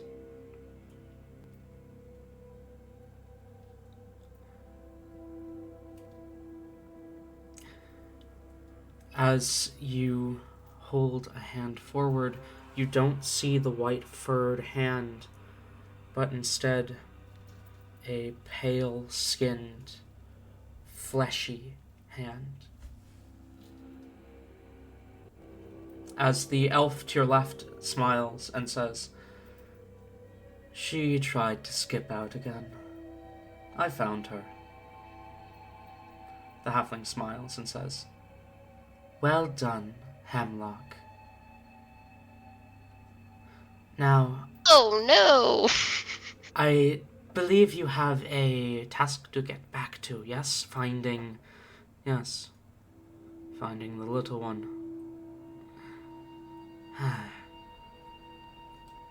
When the New Moon Scourge falls under our control," the halfling's smile grows larger, "nothing will stand against us." Nightshade, since you do not seem to want to participate in our rituals, how about you go with Hemlock? I have reason to suspect that a handful of names has recently been added to the roster on APS Island, including a name that sounds very familiar to the one you're looking for. Hemlock's face kind of drops as he says, "They're already... They just left Jared Aura. How are they... They must have found a chief and claimed refuge." "It is all right, Hemlock. We have waited nearly a century already. we can wait a little bit longer. And when we do have her, the child of Amaryllis, exactly as my predecessor prophesized, we won't have to hide anymore. Isn't that what you want, Nightshade? Okay, few things here.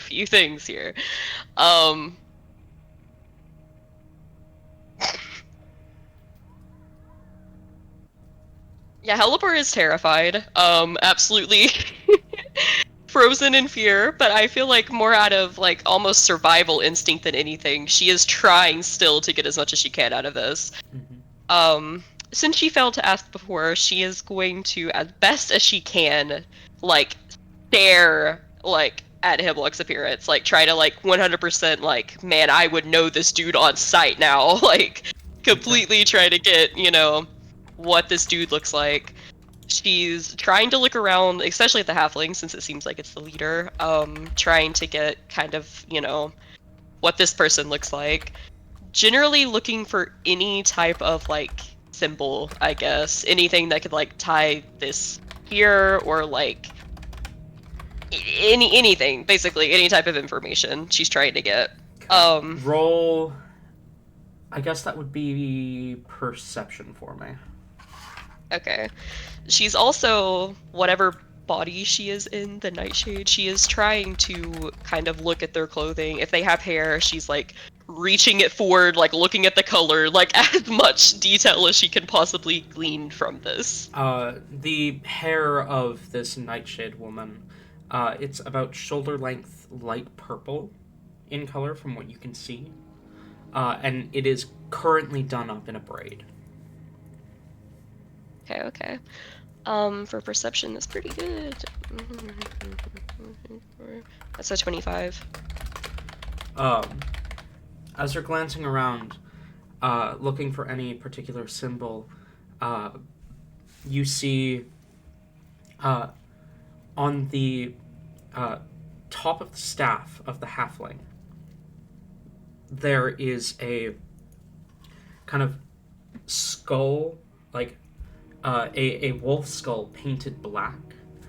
And as you kind of look around, you notice that all the other druids who carry focuses, who are currently carrying focuses, those are also topped with black wolf skulls. And you can see Hemlock has a necklace with the black wolf skull on it. This seems to be some sort of motif within this group.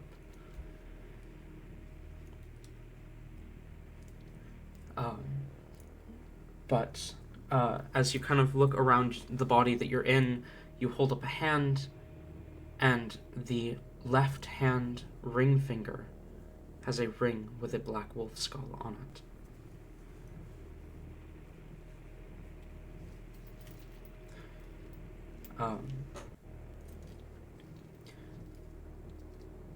You also, again, can't shake the idea that the spruce is important. These trees are spruce. And there's something gnawing at the back of your head telling you that that must mean something. At the very least, tell you where this is, but you can't put a finger on it.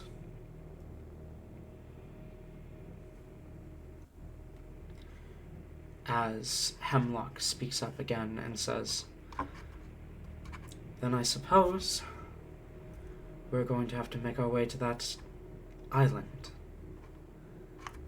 It goes against everything that she stands for. This world goes against everything that she stands for."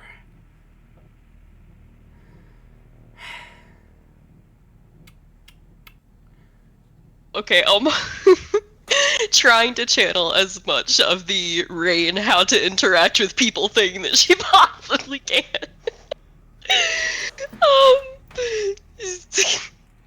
AKA aka shitty ass presentation. She just kind of nervously whips around. About how far are we from the island? You know, just want to get like a good idea of about how long that's gonna be. Roll performance.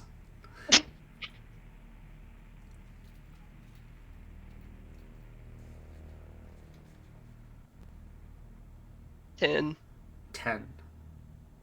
You see the halfling kind of narrows his eyes and says, Nightshade, are you alright?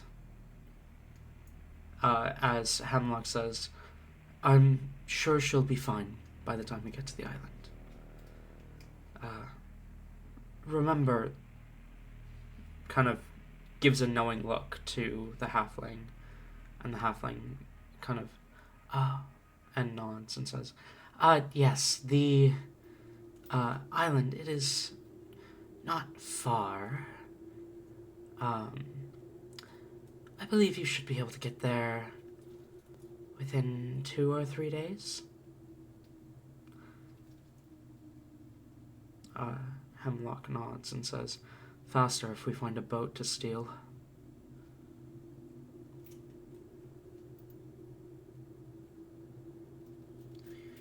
As the halfling nods again and says, May Demetri guide us. May Demetri guide us, Hemlock responds.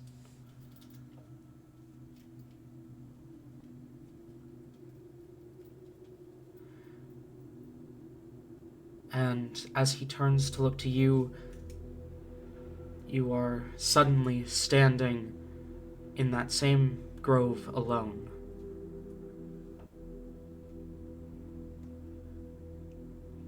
You're back in your own body,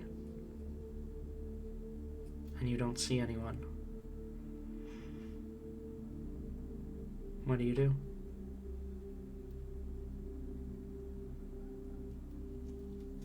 I feel like any amount of composure that she had left is gone. She just sinks down to her knees and is breathing hard. Hyperventilating a bit at this point. Not completely knowing even how separate that was from dream or reality. Just getting any type of bearing that she possibly can. I feel like that lasts longer than she probably means for it to, like a good minute or two, where she's just internally trying to calm the fuck down. If nothing interrupts her during that time, she'll kind of snap back to reality and attempt to look around to see if she can get where the location is. Looking around, you're not able to get a whole lot, but it does begin to snow. As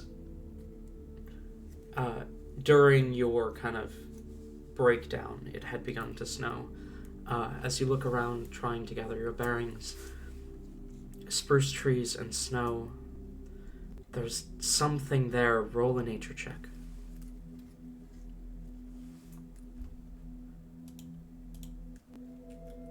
Come on, Hellebore, you can do it. That's a lot better. Let's see. That's a 22. Spruce and snow, spruce and snow, spruce and... The Empire. The only place you've ever seen spruce trees is in the Empire.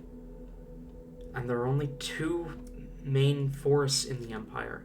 Only 2 places that a grove like this could exist. And only one of them is far enough north to get snow this close to spring. The Gotska Fawn Forest.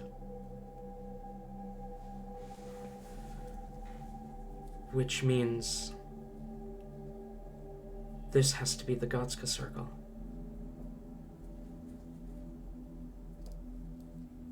Or at least the Gotska Circle is who the Shadow Druids just cursed. Or trapped.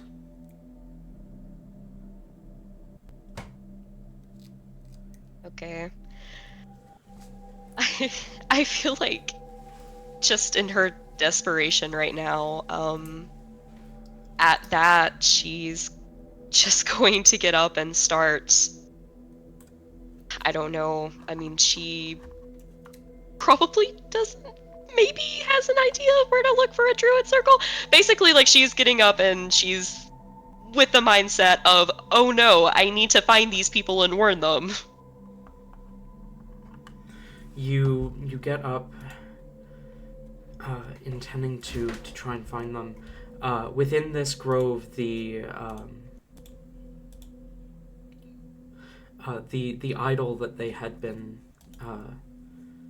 cursing is gone now.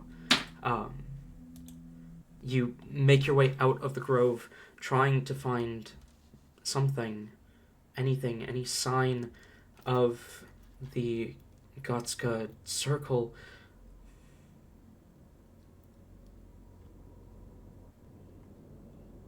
And then you wake up.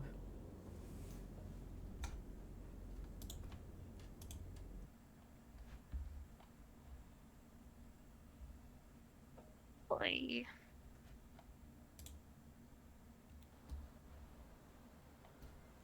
Okay, are the dads in this building right now? Fernek is definitely asleep. I will leave whether Todd is back by morning light or not up to Tabitha.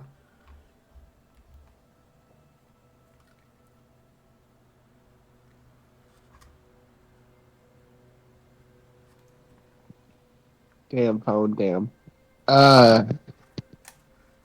Probably by morning light, yeah. Okay. Then Todd would be in the room.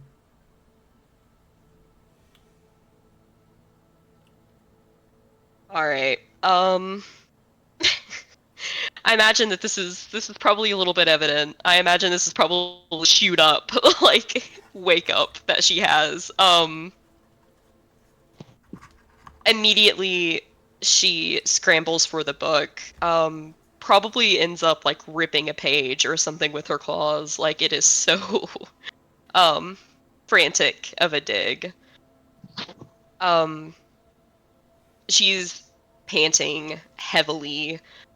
You can see that tears are already starting to run down her face, and she's just violently wiping them away with her tentacles to try not to smear the pages as she's writing this down.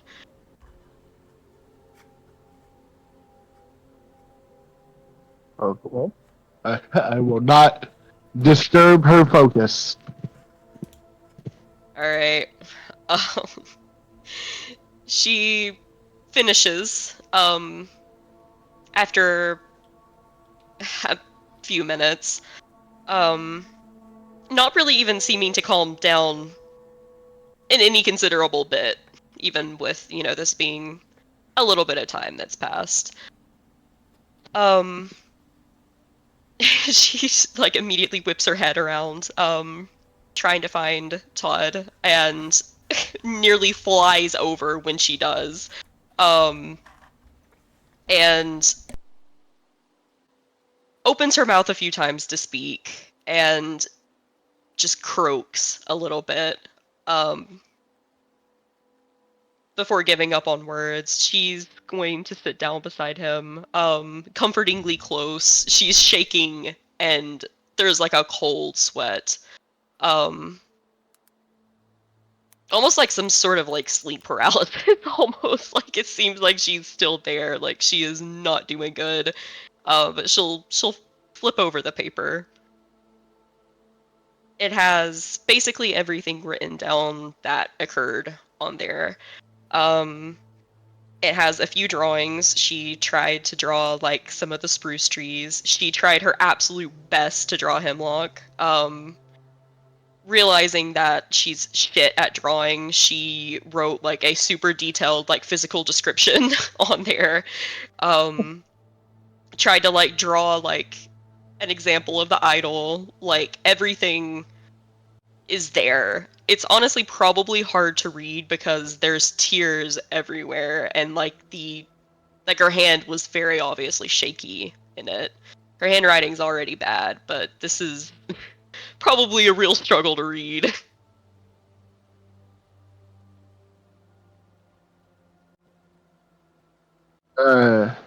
Todd will offer a side hug as he tries to read through the paper.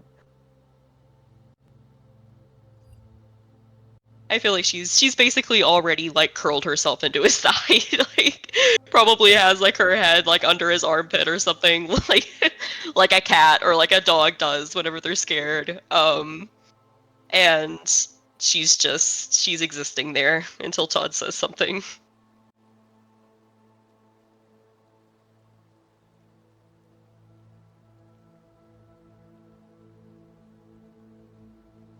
This is I am sorry you had to go through this. Hellebore.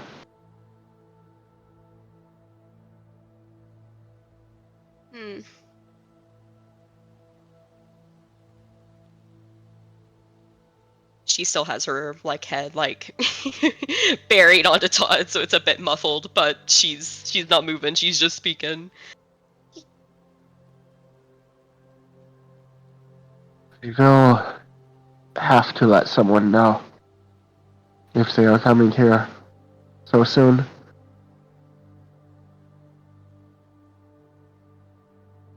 I don't know. What would we like say? I don't. I mean, it's not like it's APS that they're after. It's I don't want to leave, and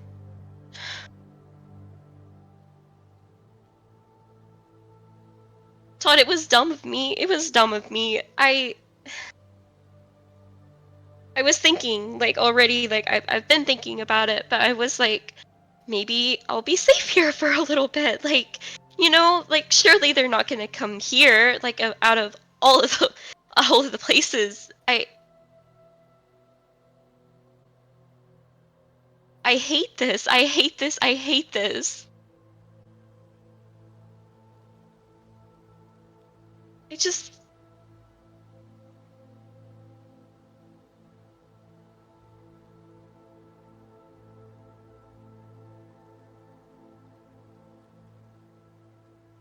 I don't know what to do. I mean, maybe like we tell APS and then they could help us maybe, but then like I don't really want their help.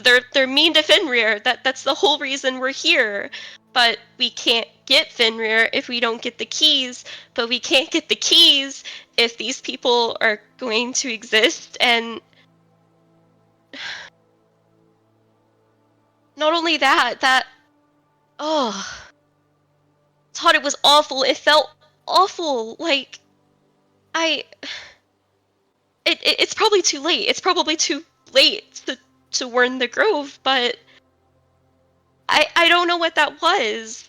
I don't think it was me. I don't think it was like actually me that helped. I think I was just like in someone's body. I certainly hope that wasn't me. I don't want to be part of that. But like I don't know what they're planning on doing, and then like I want to like warn them, like obviously this is bad, like whatever. I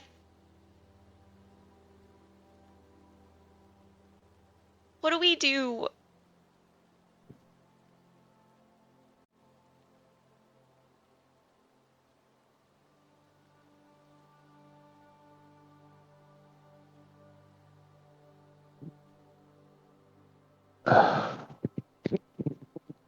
Do you know anyone from that grove personally? You've Alan. definitely interacted with that circle before, with the Gotska circle. Um, I will leave it up to you whether you have any friends in that circle. I've already kind of established that her mother never really got close with anyone, at least during Helibor's time, so not friends, but she probably at least maybe, knows of people there that, would recognize and know her. Um She gives like a tiny nod. I mean, I've been there, like, I know people, but I don't really have any way of getting a hold of them. Like, I don't have the same magic that Mother did, and that's... Nothing else. We may be able to ask someone here to send them a message. The people of APS seem very magically talented. True. Maybe I could ask them if they could try to do that. Like I could. Yeah. I should do that. I should really do that and see maybe if that's a possibility. I mean,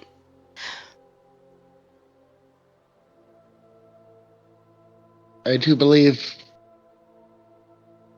we are not going to complete our business here within a few days.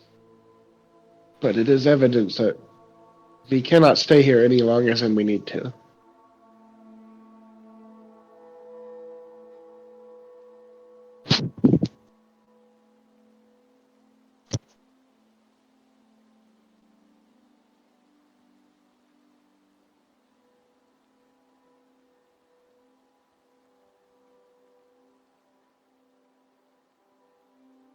you can kind of hear her crying start to rise in volume, but it is a different sort of crying than what you usually hear from her. She sounds frustrated, angry. You can see like her fist is like clenched. As like her breathing quickens even more. Todd,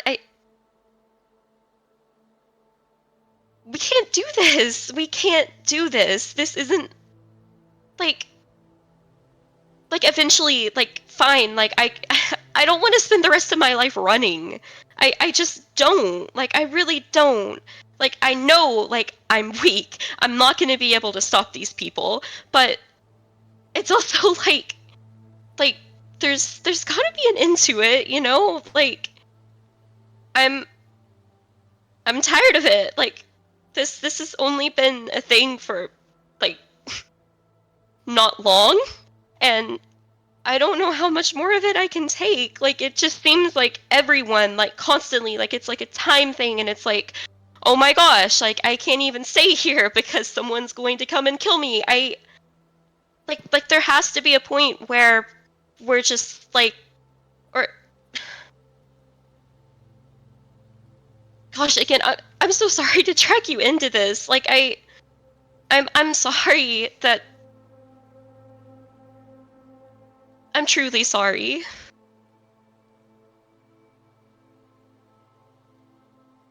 There's no need to be sorry, Velibor. I am here of my own volition.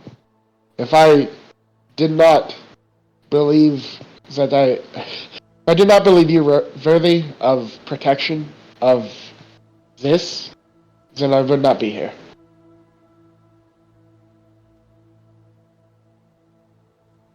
This is the same for Fernick and for Rain.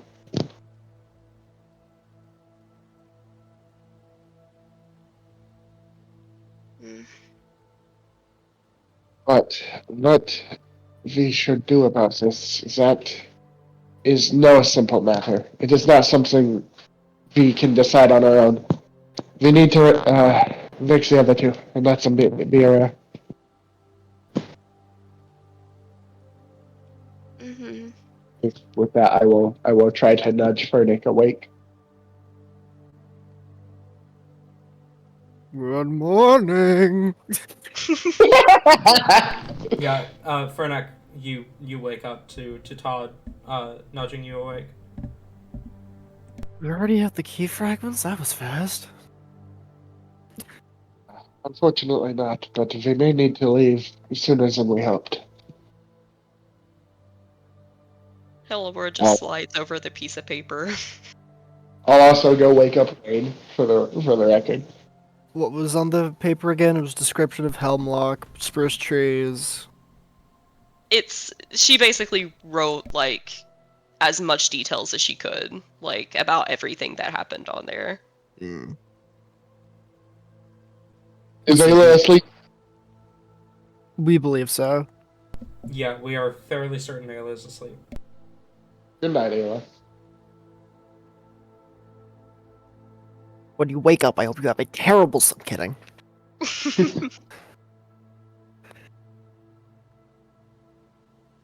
Yeah, he'll take the paper. He will look over it and just like, ooh, it's a bit concerning if I remember what's on it. I'm pretty sure I do though.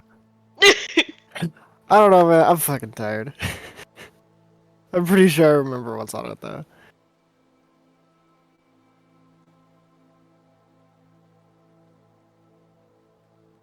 So apart from here, then where do we plan to go then?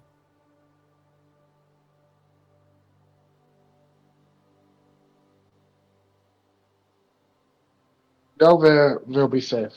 I don't think. I don't think we should put it in our heads that we can settle down anywhere for any lengths of time.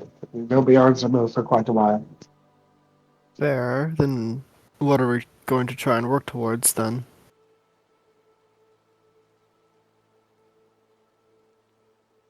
Well, the knows that there's never more than three commanders here. Commanders? Captains. Captains. That one. That word. There's Chief, never more than actually. there's never more than three chiefs here. Damn it. So perhaps he'll lower his voice and say, perhaps we should gather the key fragments we can here and move on. Find out where the other chiefs are and go to them individually.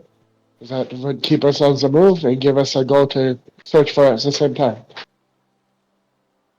I can get behind this. Sounds like a relatively thorough plan.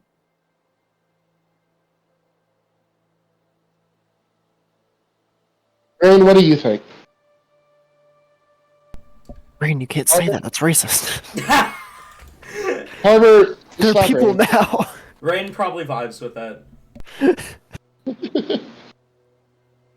I hope Rain vibes with it because, again, Rain is in charge of getting all the fragments that are here on this island right now.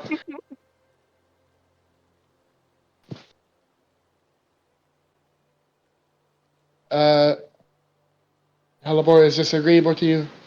I know you don't want to live a life on your own, and I promise this is not forever. This is only a temporary solution. She's kind of just been staring at the floor during this, and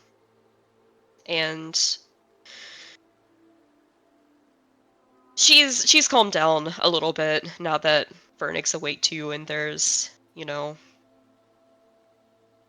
a bit more to take her mind off of it. But she kind of gives an unconvinced look to Todd.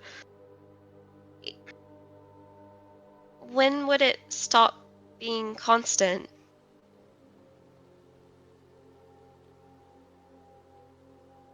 I don't believe there is a for sure answer to that question.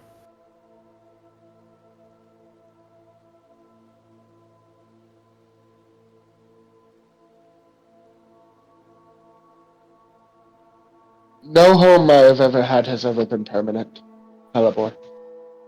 I've lived for thousands of years, and I have never stayed anywhere for the rest of my life. I believe this is an ideal you should not expect life to give you.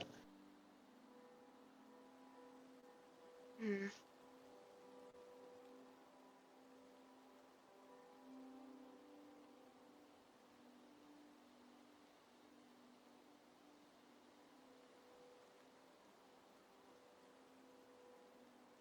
I still just feel like,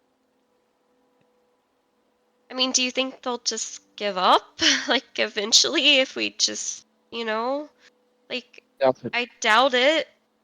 If they're willing to come here for you, there's not many places they're not willing to go. Which is why we need to be on the move until such times that we can do some ourselves. As we are now, our best course of action is making sure they don't have you. Because for whatever reason, they need you for their goals. If your enemy needs something, do not give it to them. For whatever reason.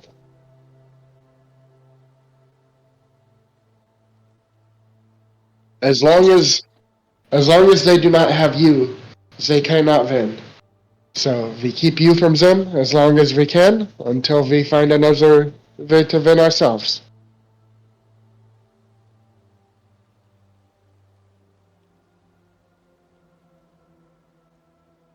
She kind of just looks in between Fernick and Todd with kind of like a hesitantly hopeful look. How hard do you think it would be for you guys to just be strong again? Stronger. Uh, it, for me at least, is completely out of my hands. At least in terms of getting my old strength back. And even if it was offered to me again, I don't believe I would take it. Likewise. My strength came with costs that I am no longer willing to pay. And in any case, gathering it back would take time. It would not be an instant switch.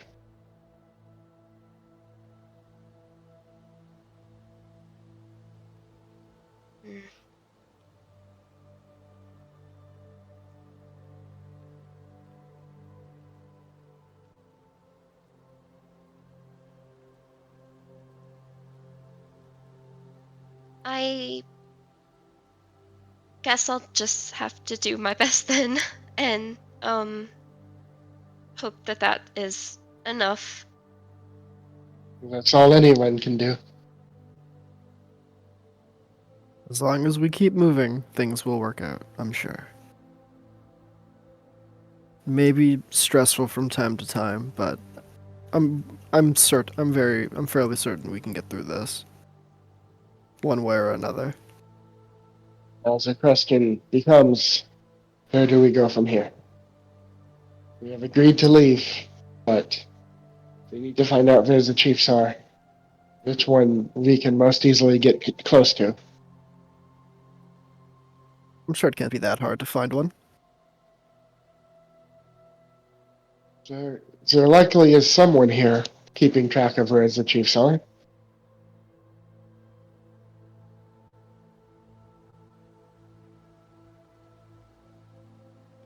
I mean, if they have it like written down or something, when we go to steal all their stuff, we could just get it then, right? Oh, we shouldn't steal too many things. If possible, Fernick, I know recreating the magic of the key fragments will be impossible. But how well do you think you can make duplicates? If, as long as there's no magic letting them know they are missing, I feel like a duplicate may give us a quite a substantial amount of time.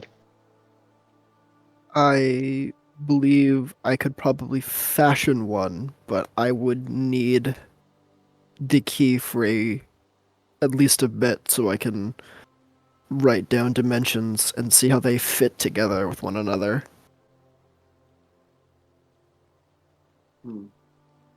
I would need to get my hands on each fragment for at least a bit to get all the proper dimensions and so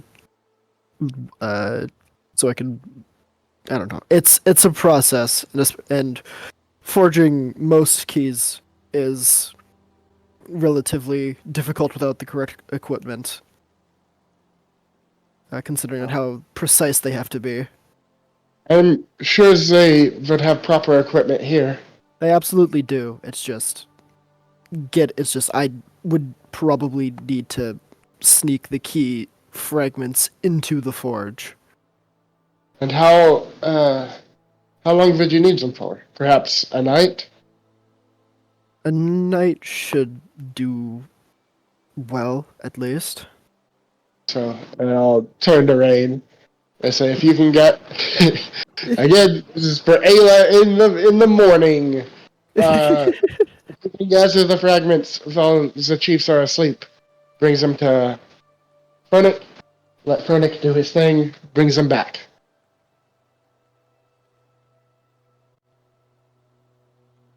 Or, if you can get the duplicate done in time, brings the duplicate back. This is, of course, assuming that there is no alarm spell on the keys. If there are, then, frankly, we are fucked. We'll just have to pray that that's not the case. Though I imagine there will be. Perhaps, however, for my money, I do believe an alarm spell would be overkill. It is already highly unlikely that someone would be able to get their hands on all 9 fragments.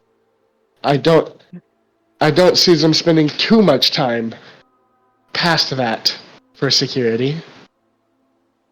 This is true. However, it is also quite possible that they've taken extra precautions just for the sake of who and what Fenrir is. Yes. Perhaps. Again, there's nothing really we can do about this.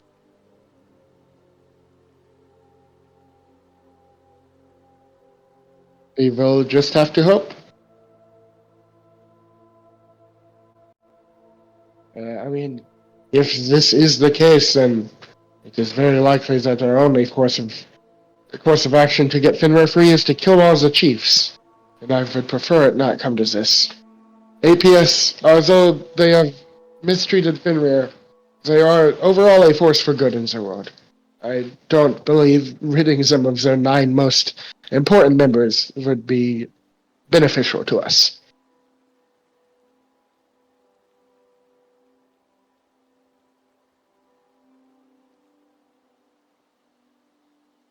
Are we in agreement?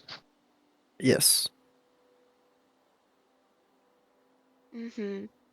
This is going to be a very delicate process.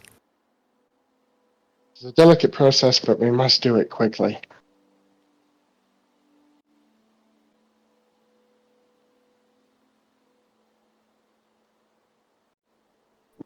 How long did they say until they would make it here? Fallible? It was 2 days, wasn't it? Yes, it was 2 days. Okay. Also, like, just real quick, because I was just thinking about this, because Hellbor's now making war plans. Oh god. Um, just from what I saw through that, could I get any type of reasonable, at least guesstimate on how powerful these people are, just based on, like, you know, the type of stuff I saw with them, like maybe the magic they demonstrated while they were doing that, general vibes from being around druids, anything like that, to like get a general how fucked are we vibe. Roll insight, I guess. Okay.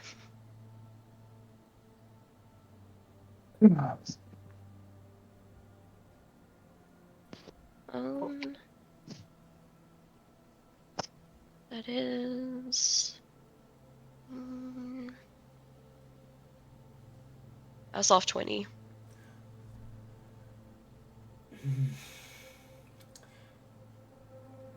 Alone, you definitely couldn't take them. You probably couldn't take the first druid. But the 4 of you could probably take Hemlock.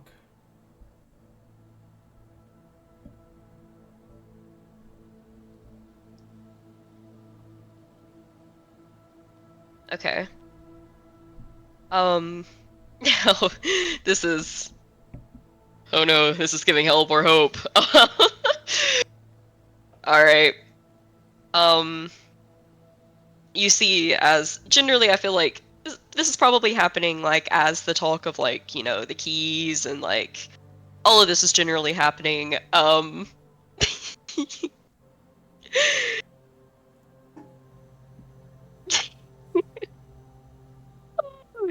Helber has flipped to a page in her notebook, that she has literally titled, Helipor's war plans.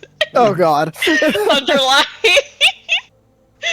um, and she is now, making little... It seems to be, like, legitimate, like, ideas, like, you know, based on what she has seen, like, everyone be able to do, like, matchup percentages, like, you know, the whole 9 yards that she is currently doing on here. We have fucking military tactician Hellebore on Oh duty. Christ. You feel like it would be a bit of a tough fight, but you guys could probably take Hemlock. You're not Okay, sure. You're not sure about Nightshade. You couldn't get a vibe on her.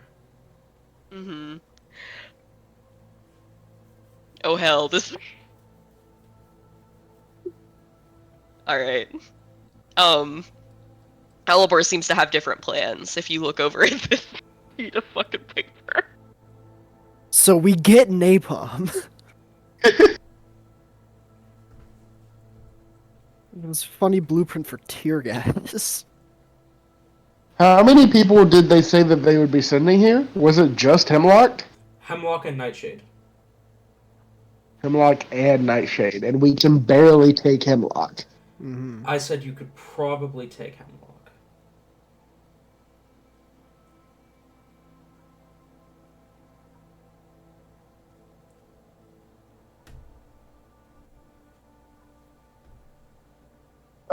Can I look over and see what Hellebore is doing?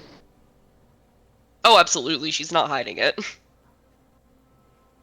Hellebore, are you planning on fighting some here?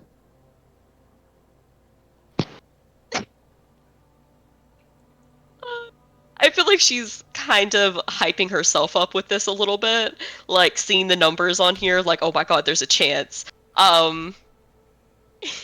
She's going to give still a bit of a shaky smile, but definitely a smile, and nod.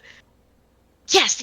Okay, so I ran like the mathematics on it, and like I think okay, Hemlock, like I was scared. I was really, really scared whenever like, you know, like he knew Mother, like I was like, okay, you know, like if he's as powerful as Mother, like we would never stand a chance in like 1,000,000 in 2 years.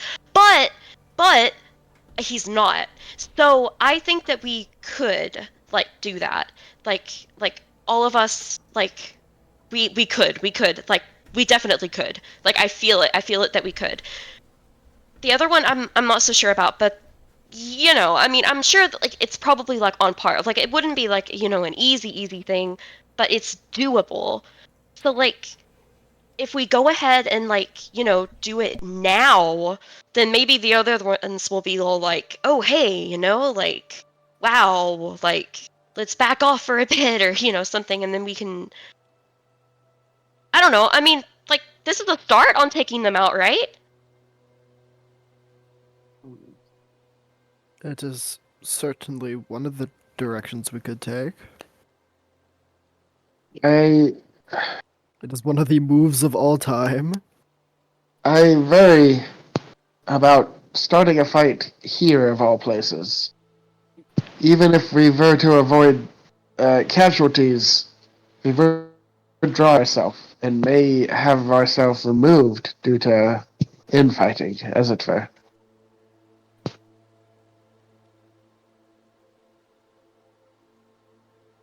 Mm,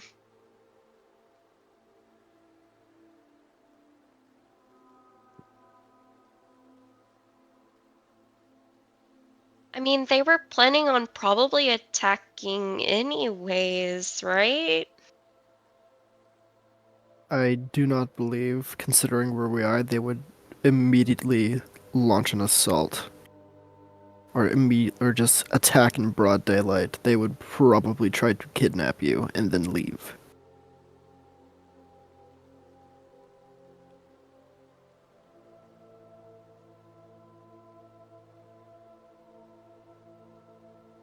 Kidnap would be easier to handle.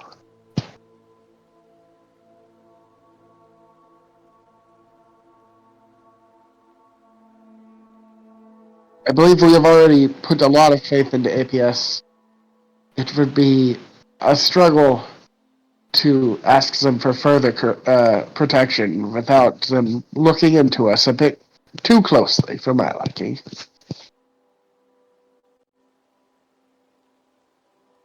So, Hellebore, it is your life that is in danger here. If you wish to stay and fight, I will fight with you.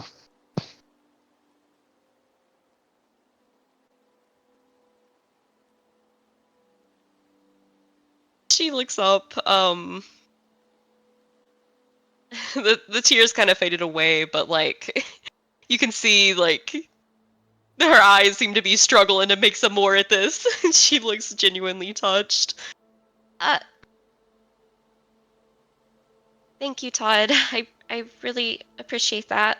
Yeah, I did like factor the calculations in with you being here, so it would be nice if you were up, but you obviously don't have to be. I appreciate it. I really do.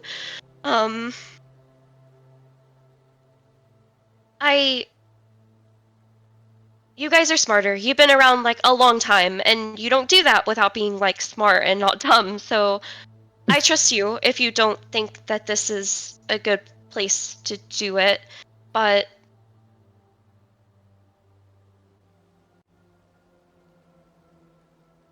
I do think that we should look into how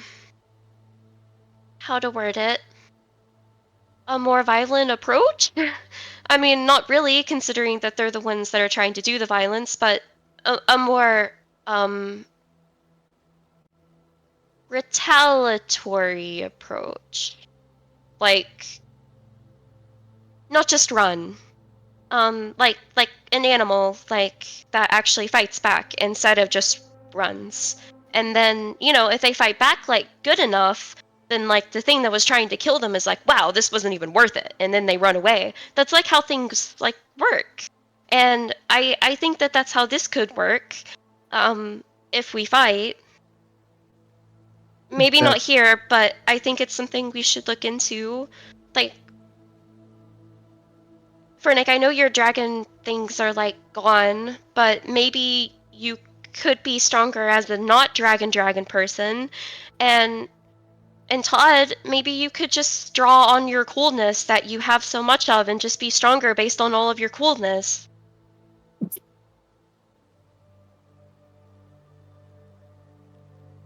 The ways to get magic: study, be born with it, sell your soul, play music, be cool. Yeah. I also like the idea of Helbor saying she's done the calculations so that Helbor is actually secretly like a master mathematician. Yeah. Uh.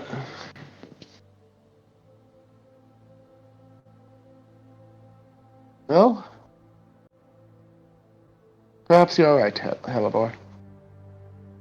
It does depend on what the importance of what they need you for is, because I agree most of the time if something were to fight back and it suddenly becomes not worth it, they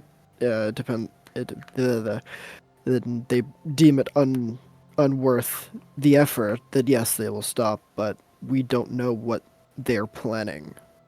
So it is fully possible that it is worth it, and that we will have to just stand and fight there. There is an element to this that I do not believe we are considering. Go on. V knows they are coming. They don't know that V knows that. But we don't know that they don't know that we know that they're going.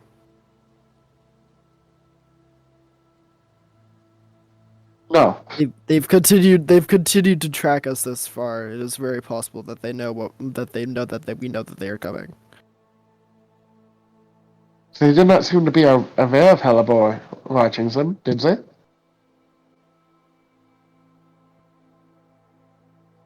I mean, Talon, I don't know if this is just like me being weird or if this was like an intentional like, oh, this is weird thing. Whenever, Hellebore as Nightshade was like, how like far away are you guys? And then like head person was like, what? And then like Hemlock was like, oh, well, like, and I mean, it definitely seemed weird. It's up to you whether Hellebore thinks they know that someone was watching or what. Okay. I mean, I feel like she probably would have included that like in the thing, but she kind of thinks for a moment. Well, there was that whole like weird thing, you know, that like they said. I don't know, like unless they were trying to like feed us false information. I don't. Well, hmm. Maybe they know that it would be really difficult to get us here, so they wanted us to think that they're going to come here, but they actually aren't, to get us to leave so that they can get us then? I believe overestimating your enemy can be just as dangerous as underestimating your enemy. We are objectively safer here than we would be elsewhere. I am coming around to the idea of standing and fighting.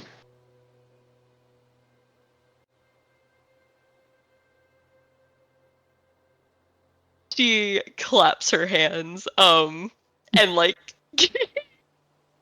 grins wide, at this.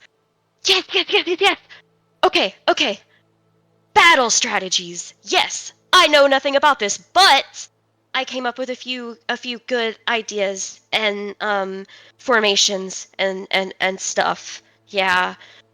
You look at the paper and it is little squiggles like with everyone's like names on it.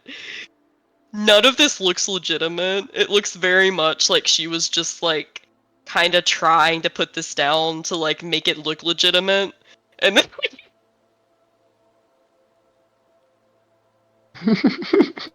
she'll turn she'll turn it around so that the others could see it. Does this seem solid?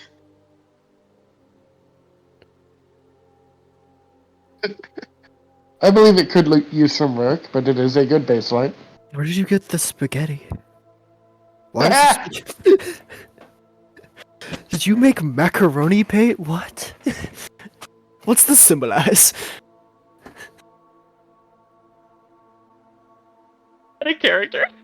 No. it very much was not. That was me being dumb. Hmm.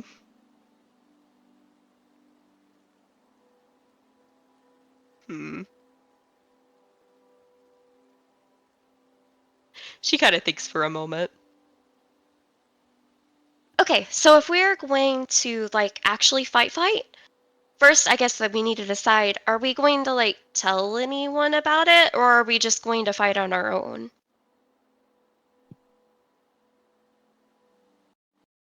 I believe the absolute ideal situation would be we are able to fend off Hemlock and Nightshade with no other input from APS. We want to be as reliant on we want to be as unreliant on them as possible. Is this agreeable? It is. I also kind of don't think that we should I mean, there's still, like, sort of, maybe, like, sort of enemy? Mostly enemy. I mean, kind of enemy. So I don't think it's a good idea if we let them know, like, what we can do and stuff. That's, like, kind of part of the reason I didn't really want to say I was a druid, because now they, like, know that. Um, yeah. So if we don't have to reveal anything else to them, I think that would be good. They'll be here in 2 days. How long is it until uh Hellebore turns again? A A week. week. Okay.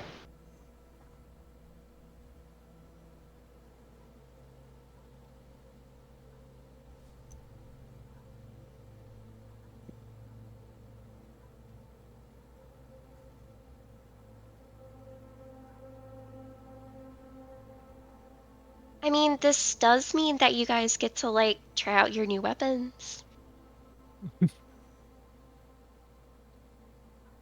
I suppose this is true.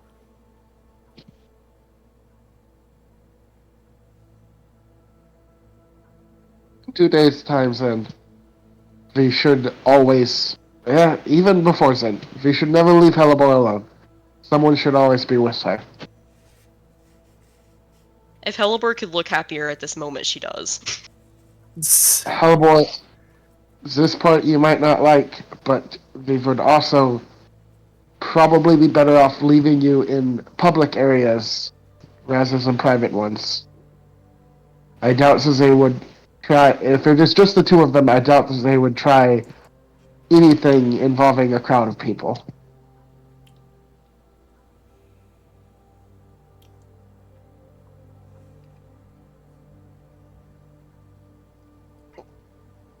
Well, Meaning, I the most likely times that they will attempt to get you is at night. hmm. I mean, I wasn't really planning on being out at night anyways, I guess. I mean, I'd still go back in, like, the room and stuff, though, right? Meaning, the room we are staying in will very, very likely be our battlefield for this confrontation.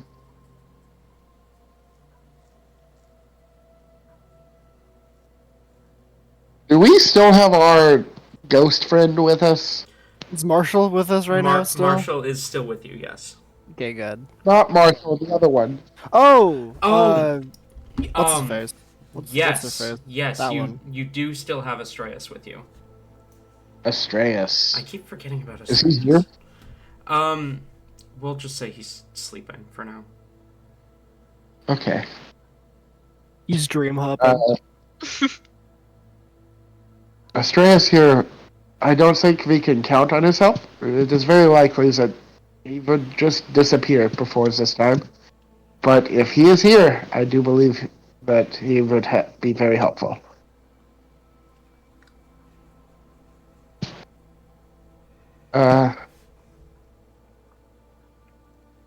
Knowing that this would likely happen at night, it is possible that I could gather allies of my kind here.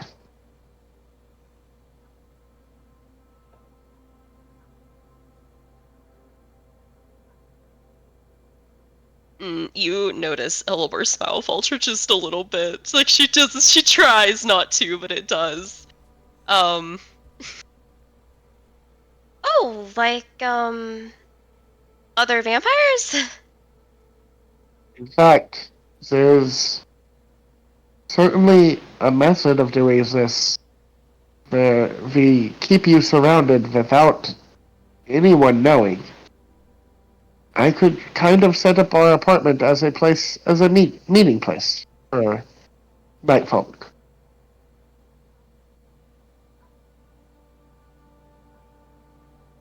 Oh. I apologize for this, but having as many witnesses as possible would prevent them from attacking prematurely before we are ready for them. Yeah, no, of course. You're... Yeah. Yeah, you're a good judge of character. And besides, I'm sure, the vampires here probably aren't the, killy people. Indeed. I doubt ZAPS would let the killy people type of vampire here. Mhm, mhm. Yeah, if they're like you, then that's completely fine. Yep, that's fine. Furnick, do you have objections to this? No, I do not. This all sounds pretty solid to me. Very well. I believe our game plan is to stay then. This gives us more opportunity to find out more about Saki's. If, however, we are able to defeat these two and they plan on sending more, I think it is very likely that we will have to leave eventually anyway.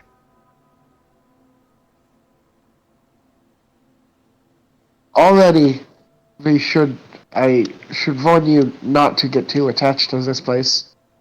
It is too nice for us. Our our fates are not bound to this level of comfort, it would seem.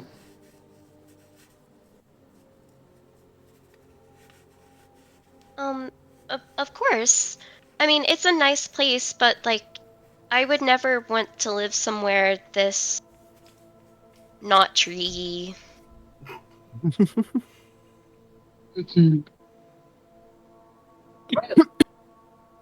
It is distinctly urban. Not tree. Well, if we are feeling good about the day, perhaps we should continue on with it. Sounds I good. I will do my best to find out where the chiefs are. Hannibal and Rain. You,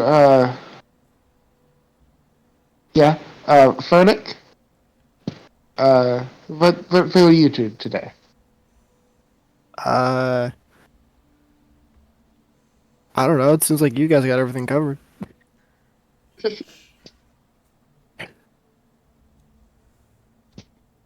Perhaps, Furnick, it would be, I am unsure how the Forge works. You are much more, knowledgeable in this. But I would suggest, if possible, doing any preliminary steps you would need for the keys that you are able to do without them, getting those out of the way. I I'll see what I can pull together. Good. Rain, what do you think? What did we say about talking about them like that, Ryan? They're people now. All right. Uh, I think then we're good to go. Carry on our day. Okay. What exactly do the three of you do with your day? Great question.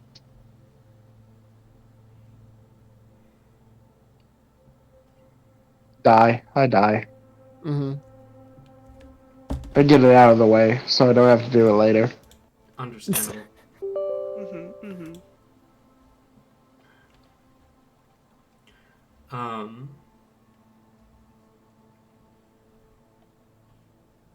Okay. Furnace? Yeah, probably just back to the forge. Alright. You return to the forge. Um. And, Chief Arcanist, Arion is there again. Um. Working in the forge along with everyone else. Working on the enchantments. As the forge day goes as usual. Do you do anything with the? Is there anything specific you want to do in the forge while you're there with everyone and Chief Arcanist Ariane and whatnot? Maybe like listen in on possible gossip going around, see what like people tend to do in spare time, but then also try and see what kind of gear they have for keys and locksmithing. Okay. Roll perception.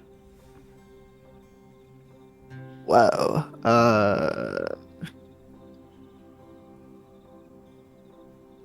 10. 10. I don't vibe with this. I mean, I vibe with this, but not for this. Hang on, let me change the music. Okay. You listen into conversations. You kind of look around. The forge is all hands on deck on weaponsmithing right now, but you can see that there are tools for other types of forging as well. Pretty much any kind of metalwork could be done within here, theoretically, including locksmithing. Okay. There is like a proper tool set for it, kind of in one of the corners. Listening into conversations, you catch bits and pieces. Talk of APS dealing with something in the Empire that is proving to be a lot more of an issue than they thought. Talk of a threat to the peace of everything, not just threat to APS.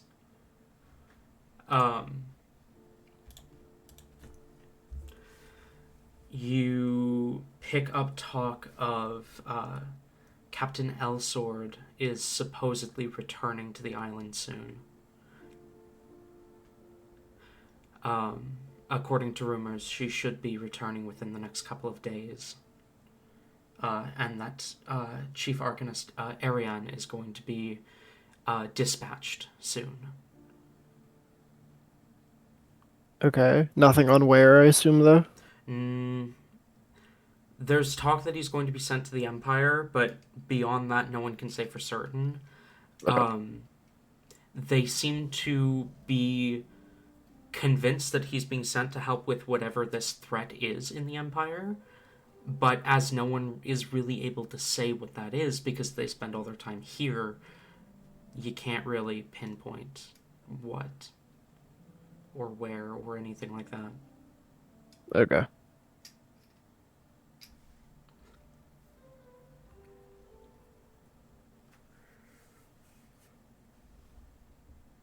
Apart from that, I think that's everything.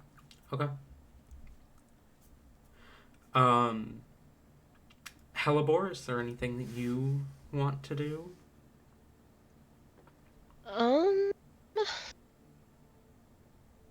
There is actually. If Todd is willing, she would actually probably drag him along with this since he is the one who gave her the idea. But she is going to see if she can get some type of message to this druid grove to see if this is a possibility. If anyone can do this. Todd, would you go with her? I don't see why not. Okay. Where do you go to find someone to help you with this?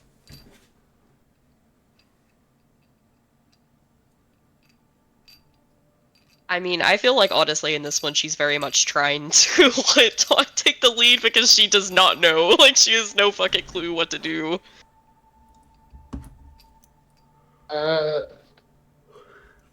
There's gotta be like a head office of APS around here somewhere for You've like you've general concern. You've been to the head office before. Yes. I will go there. All right, you guys go to the head office. Um, as you arrive, you can see behind the counter. There's this familiar face, actually, as Astrael, the commander who like captained the ship over here. Looks up to you. Um, the half halfling, half elf. She kind of smiles and says, "Oh, gods, it was uh Todd, right? And Hellborn? Indeed. It is a pleasure to do it. You I bugged was out a bit? hoping you would be able to help us. Could you try that again? You bugged out. Oh, I was hoping you would be able to help. Oh, well, what can I help you with? We need to send a message. Magically is preferred. Hmm. Written or vocal?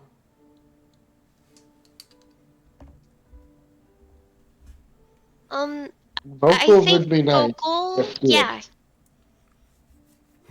Okay.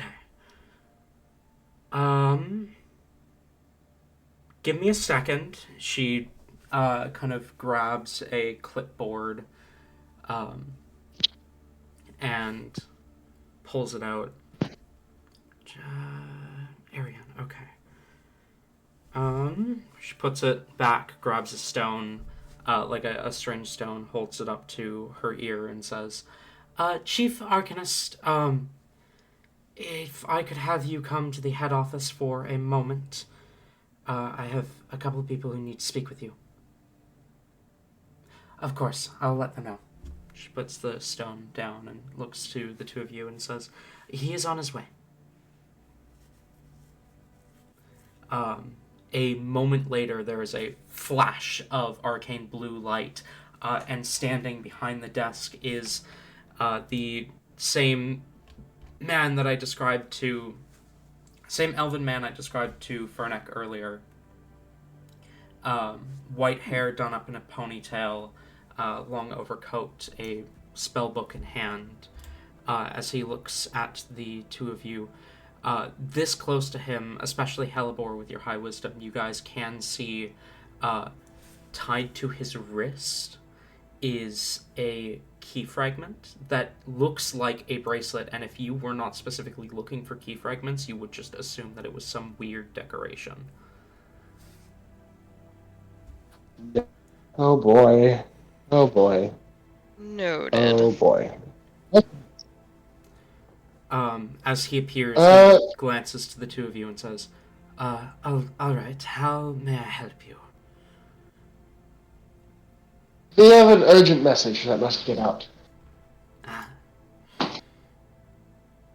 And to whom? I'll let Hannibal. Alright.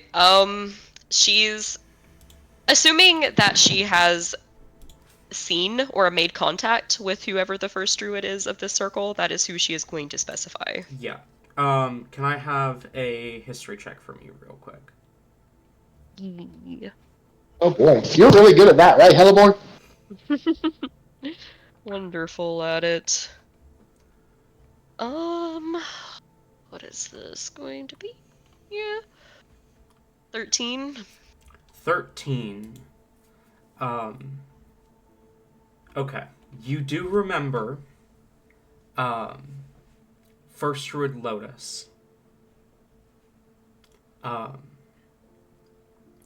The circle that she was part of, the Gotska Circle, was part of the same order, like general order of druids that your mother used to be part of, like with the same naming conventions and everything. You don't exactly remember what she looked like. You know she had kind of long silver hair, darker skin. You don't remember what color her eyes were or how tall she was. She was definitely taller than you, but you were even younger back then. Um, but you do remember her name, and that was First Druid Lotus. Okay. In that case, she will look to the dude. Yes, first Druid Lotus in, the Gotskafon Forest. They're druids there. Hmm. Um. Right. I have not interacted with this First Druid Lotus. I am going to need a description of her. Caliber will give as much as she can. Alright, so, here's what I'm gonna do.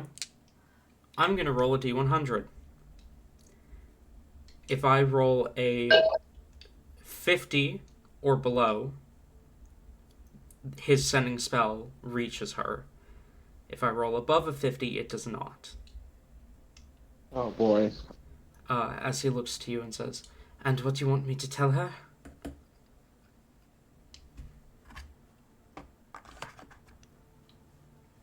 Oh That's god. another thing. That's another thing that's going to be difficult is figuring out how to word this that's not suspicious to APS, but does get the urgency across. Give me just a moment. I'm going to, like, mock type this just so I can, like, see what it be. I do think this is probably, like, the sending spell is, like, well known, right? Todd would definitely know about it. So can this be something that we thought of beforehand so that we can Probably. brainstorm together? Probably. I think in order to lend like credence to what you're saying, you might want to name drop your mother.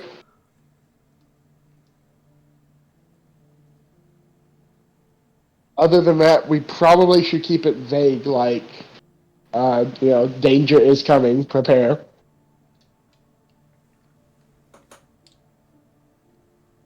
Does that make sense to you, Tori?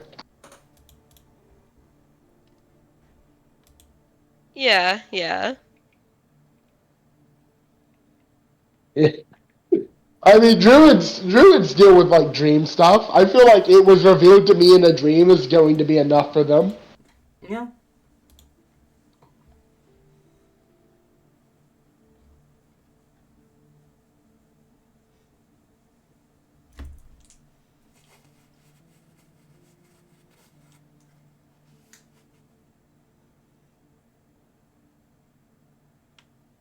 Here, I literally just sent in a voice for the voiceless. I believe that is underneath. High five.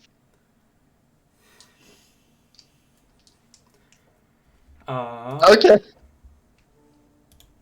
I feel like that's vague by still being, enough. Yeah. Uh,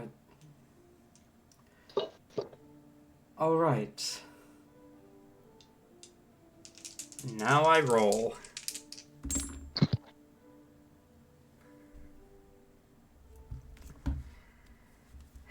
I'm going to send a picture in Voice to the Voiceless of what I just rolled. Because you cannot make this shit up. Did you roll a 50? 2 ones. Nah.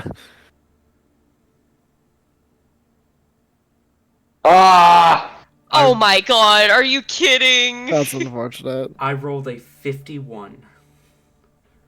Okay, where is the Gotska Forest, if I may ask? In the north of the Empire.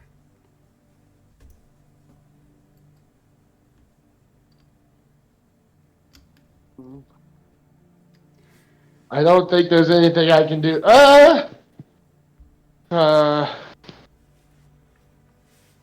There's nothing I can do, I don't think. As he kind of draws a couple arcane sigils in the air, reads out your message word for word, and then says, "If the message has reached her, it will have reached her. But I do not believe that I had enough to go off of." What else would you need? Is it a physical description, or do you need to know more about her personally? A physical description is usually enough, but the more I know about a person, the easier it is to send to them. Okay. Would you let me like fucking enhance ability intelligence myself and then like try again to really fucking think about Sure. I'll allow it. Roll, knock off a spell slot and then roll history at advantage. it? Okay.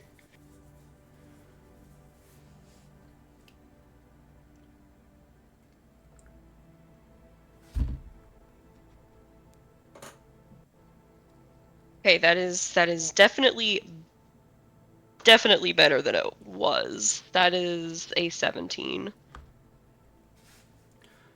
Okay, that is better. Why did you not start with that? He closes his eyes, makes the same gestures. This time, a 75 or lower, the spell will reach its target. 76. Well, the fucking percentile die landed on 40, so no matter what I roll with the other one, it doesn't matter. Hell As he reads off the message again. Hi, this is Hella. Hang on. Hi, this is Hellebore. His daughter. Bad druids are after you guys and did an evil ritual thing. Please be super careful. That's 22 words, I think, if I did my math right. So he will say, hi, I am here on behalf of Hellebore, Amaryllis' daughter. Bad druids are after you guys and did an evil ritual thing. Please be careful. No, they won't be careful enough now. They're not gonna be They won't know. careful. They won't know. They're gonna have no fucking clue. You're gonna die. You're gonna get back there. It's gonna be on fire, torched to the ground. There will be demons everywhere. Do it again. Do it again and say super careful. Yeah. For the record, I did roll the d10 and it landed on a 6. What does this mean? It just means that if I had gotten 3 higher on the percentile, it would have been exactly 76. Ah. But I didn't get 3 higher on the percentile, so I rolled a 46 total. Nice. But I do just find that funny that you guys were like, "Oh, you're gonna roll a 76," and then I rolled a 46.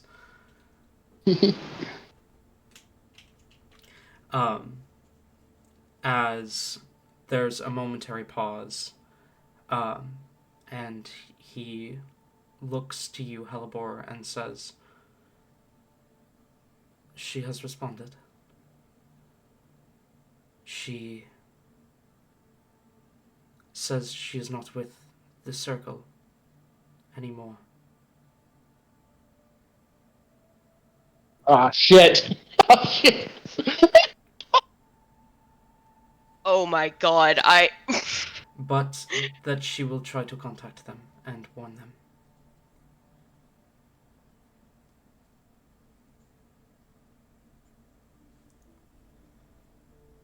This is the best we can hope for. Thank you for your time. I don't think Todd ever caught this person's name. So. Astrael did refer to him as Chief chief arcanist, though.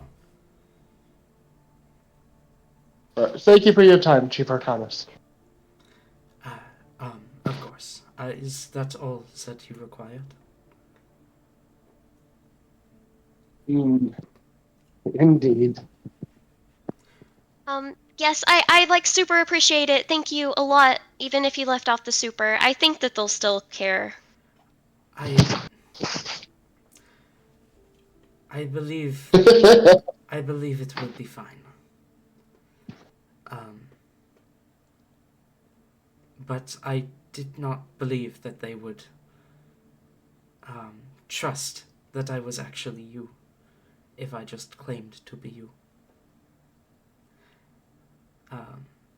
So I needed to cut one word to tell the whole story. Oh, yeah. That makes sense. They know that I'm not cool enough to do that. Thank you. It's less of that I don't think they think you're capable, and more that my voice is about an octave and a half lower than yours. I see what you are trying to say, and I appreciate it. You have done an excellent job here. Of course. Actually, he kind of turns and looks at you. Your name is Todd, right? Todd Devlin? Yes, you know of me. Only because of the records. Rindal was looking for you. Chief Alchemist Rindal. Do I know a Randall? You've heard the name, with talk of APS. They are one of the 9 commands. But you have never met them. At least you don't think you have. I see. Where may I locate Chief Randall? I do believe they are currently in their workshop. You will find it just if you exit and take a right. It'll be the 3rd door to your left. Exit the building. Head down the street to the right. Along the side of the building, it'll be the 3rd door. Just give it a knock and tell them that it's you. I greatly appreciate you letting me know. I wish you a productive and happy day. Productive, I can guarantee. Happy. There's only so much happiness you can get working in a place as hot as the Forge.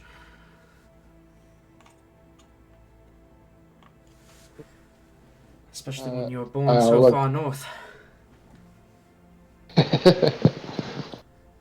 Indeed. I imagine warmth is quite uncomfortable. Indeed. Have a wonderful day, you two. Yes, you too. He smiles and, instead of teleporting out, just turns and walks in the direction of... Wait, Ayla, you're awake? Ayla lives. Ayla! Walks in the direction of the Forge.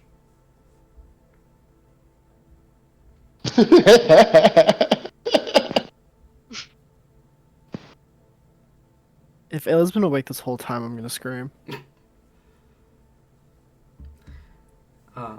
Leaving the two of you with Estrail. Okay. Leaving the two of you with Estrail in the kind of office. I appreciate the assistance, Charles. And I take Calibor's hand and lead her out. Okay. But I don't want to leave Calibor alone, so I would take her with me to see Randall. Okay. You follow the directions, pushing open, knocking on the door. You hear a voice on the other end. Just a moment. Before the door, you hear a click and it opens. And you feel a strange wave of familiarity over you. Oh. As you look at the figure that opens the door, a look of recognition over her own face as she smiles. And she says, I see you've finally showed up.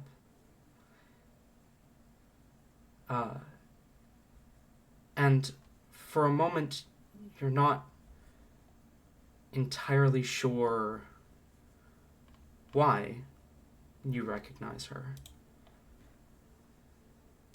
Before you realize her eyes.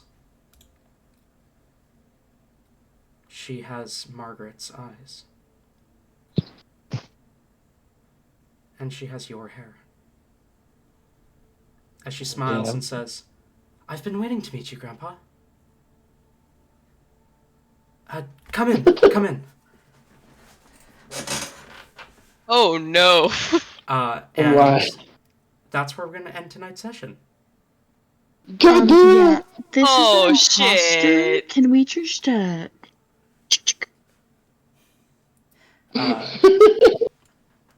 Fuck, we have to steal from my granddaughter? God damn it. Pardon?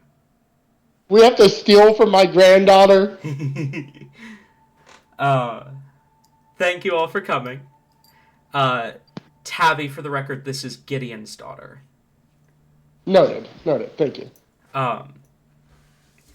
Thank you all for coming. And I look forward to seeing you all next week. And hopefully next week, we will have all of the reactives. Yes, Ayla, is that what you think? What we think the plan is? It should be the plan. The only one we might not have is Rain's because, Rain is a super annoying design. Yeah, okay. Let me put Rindal in NPCs.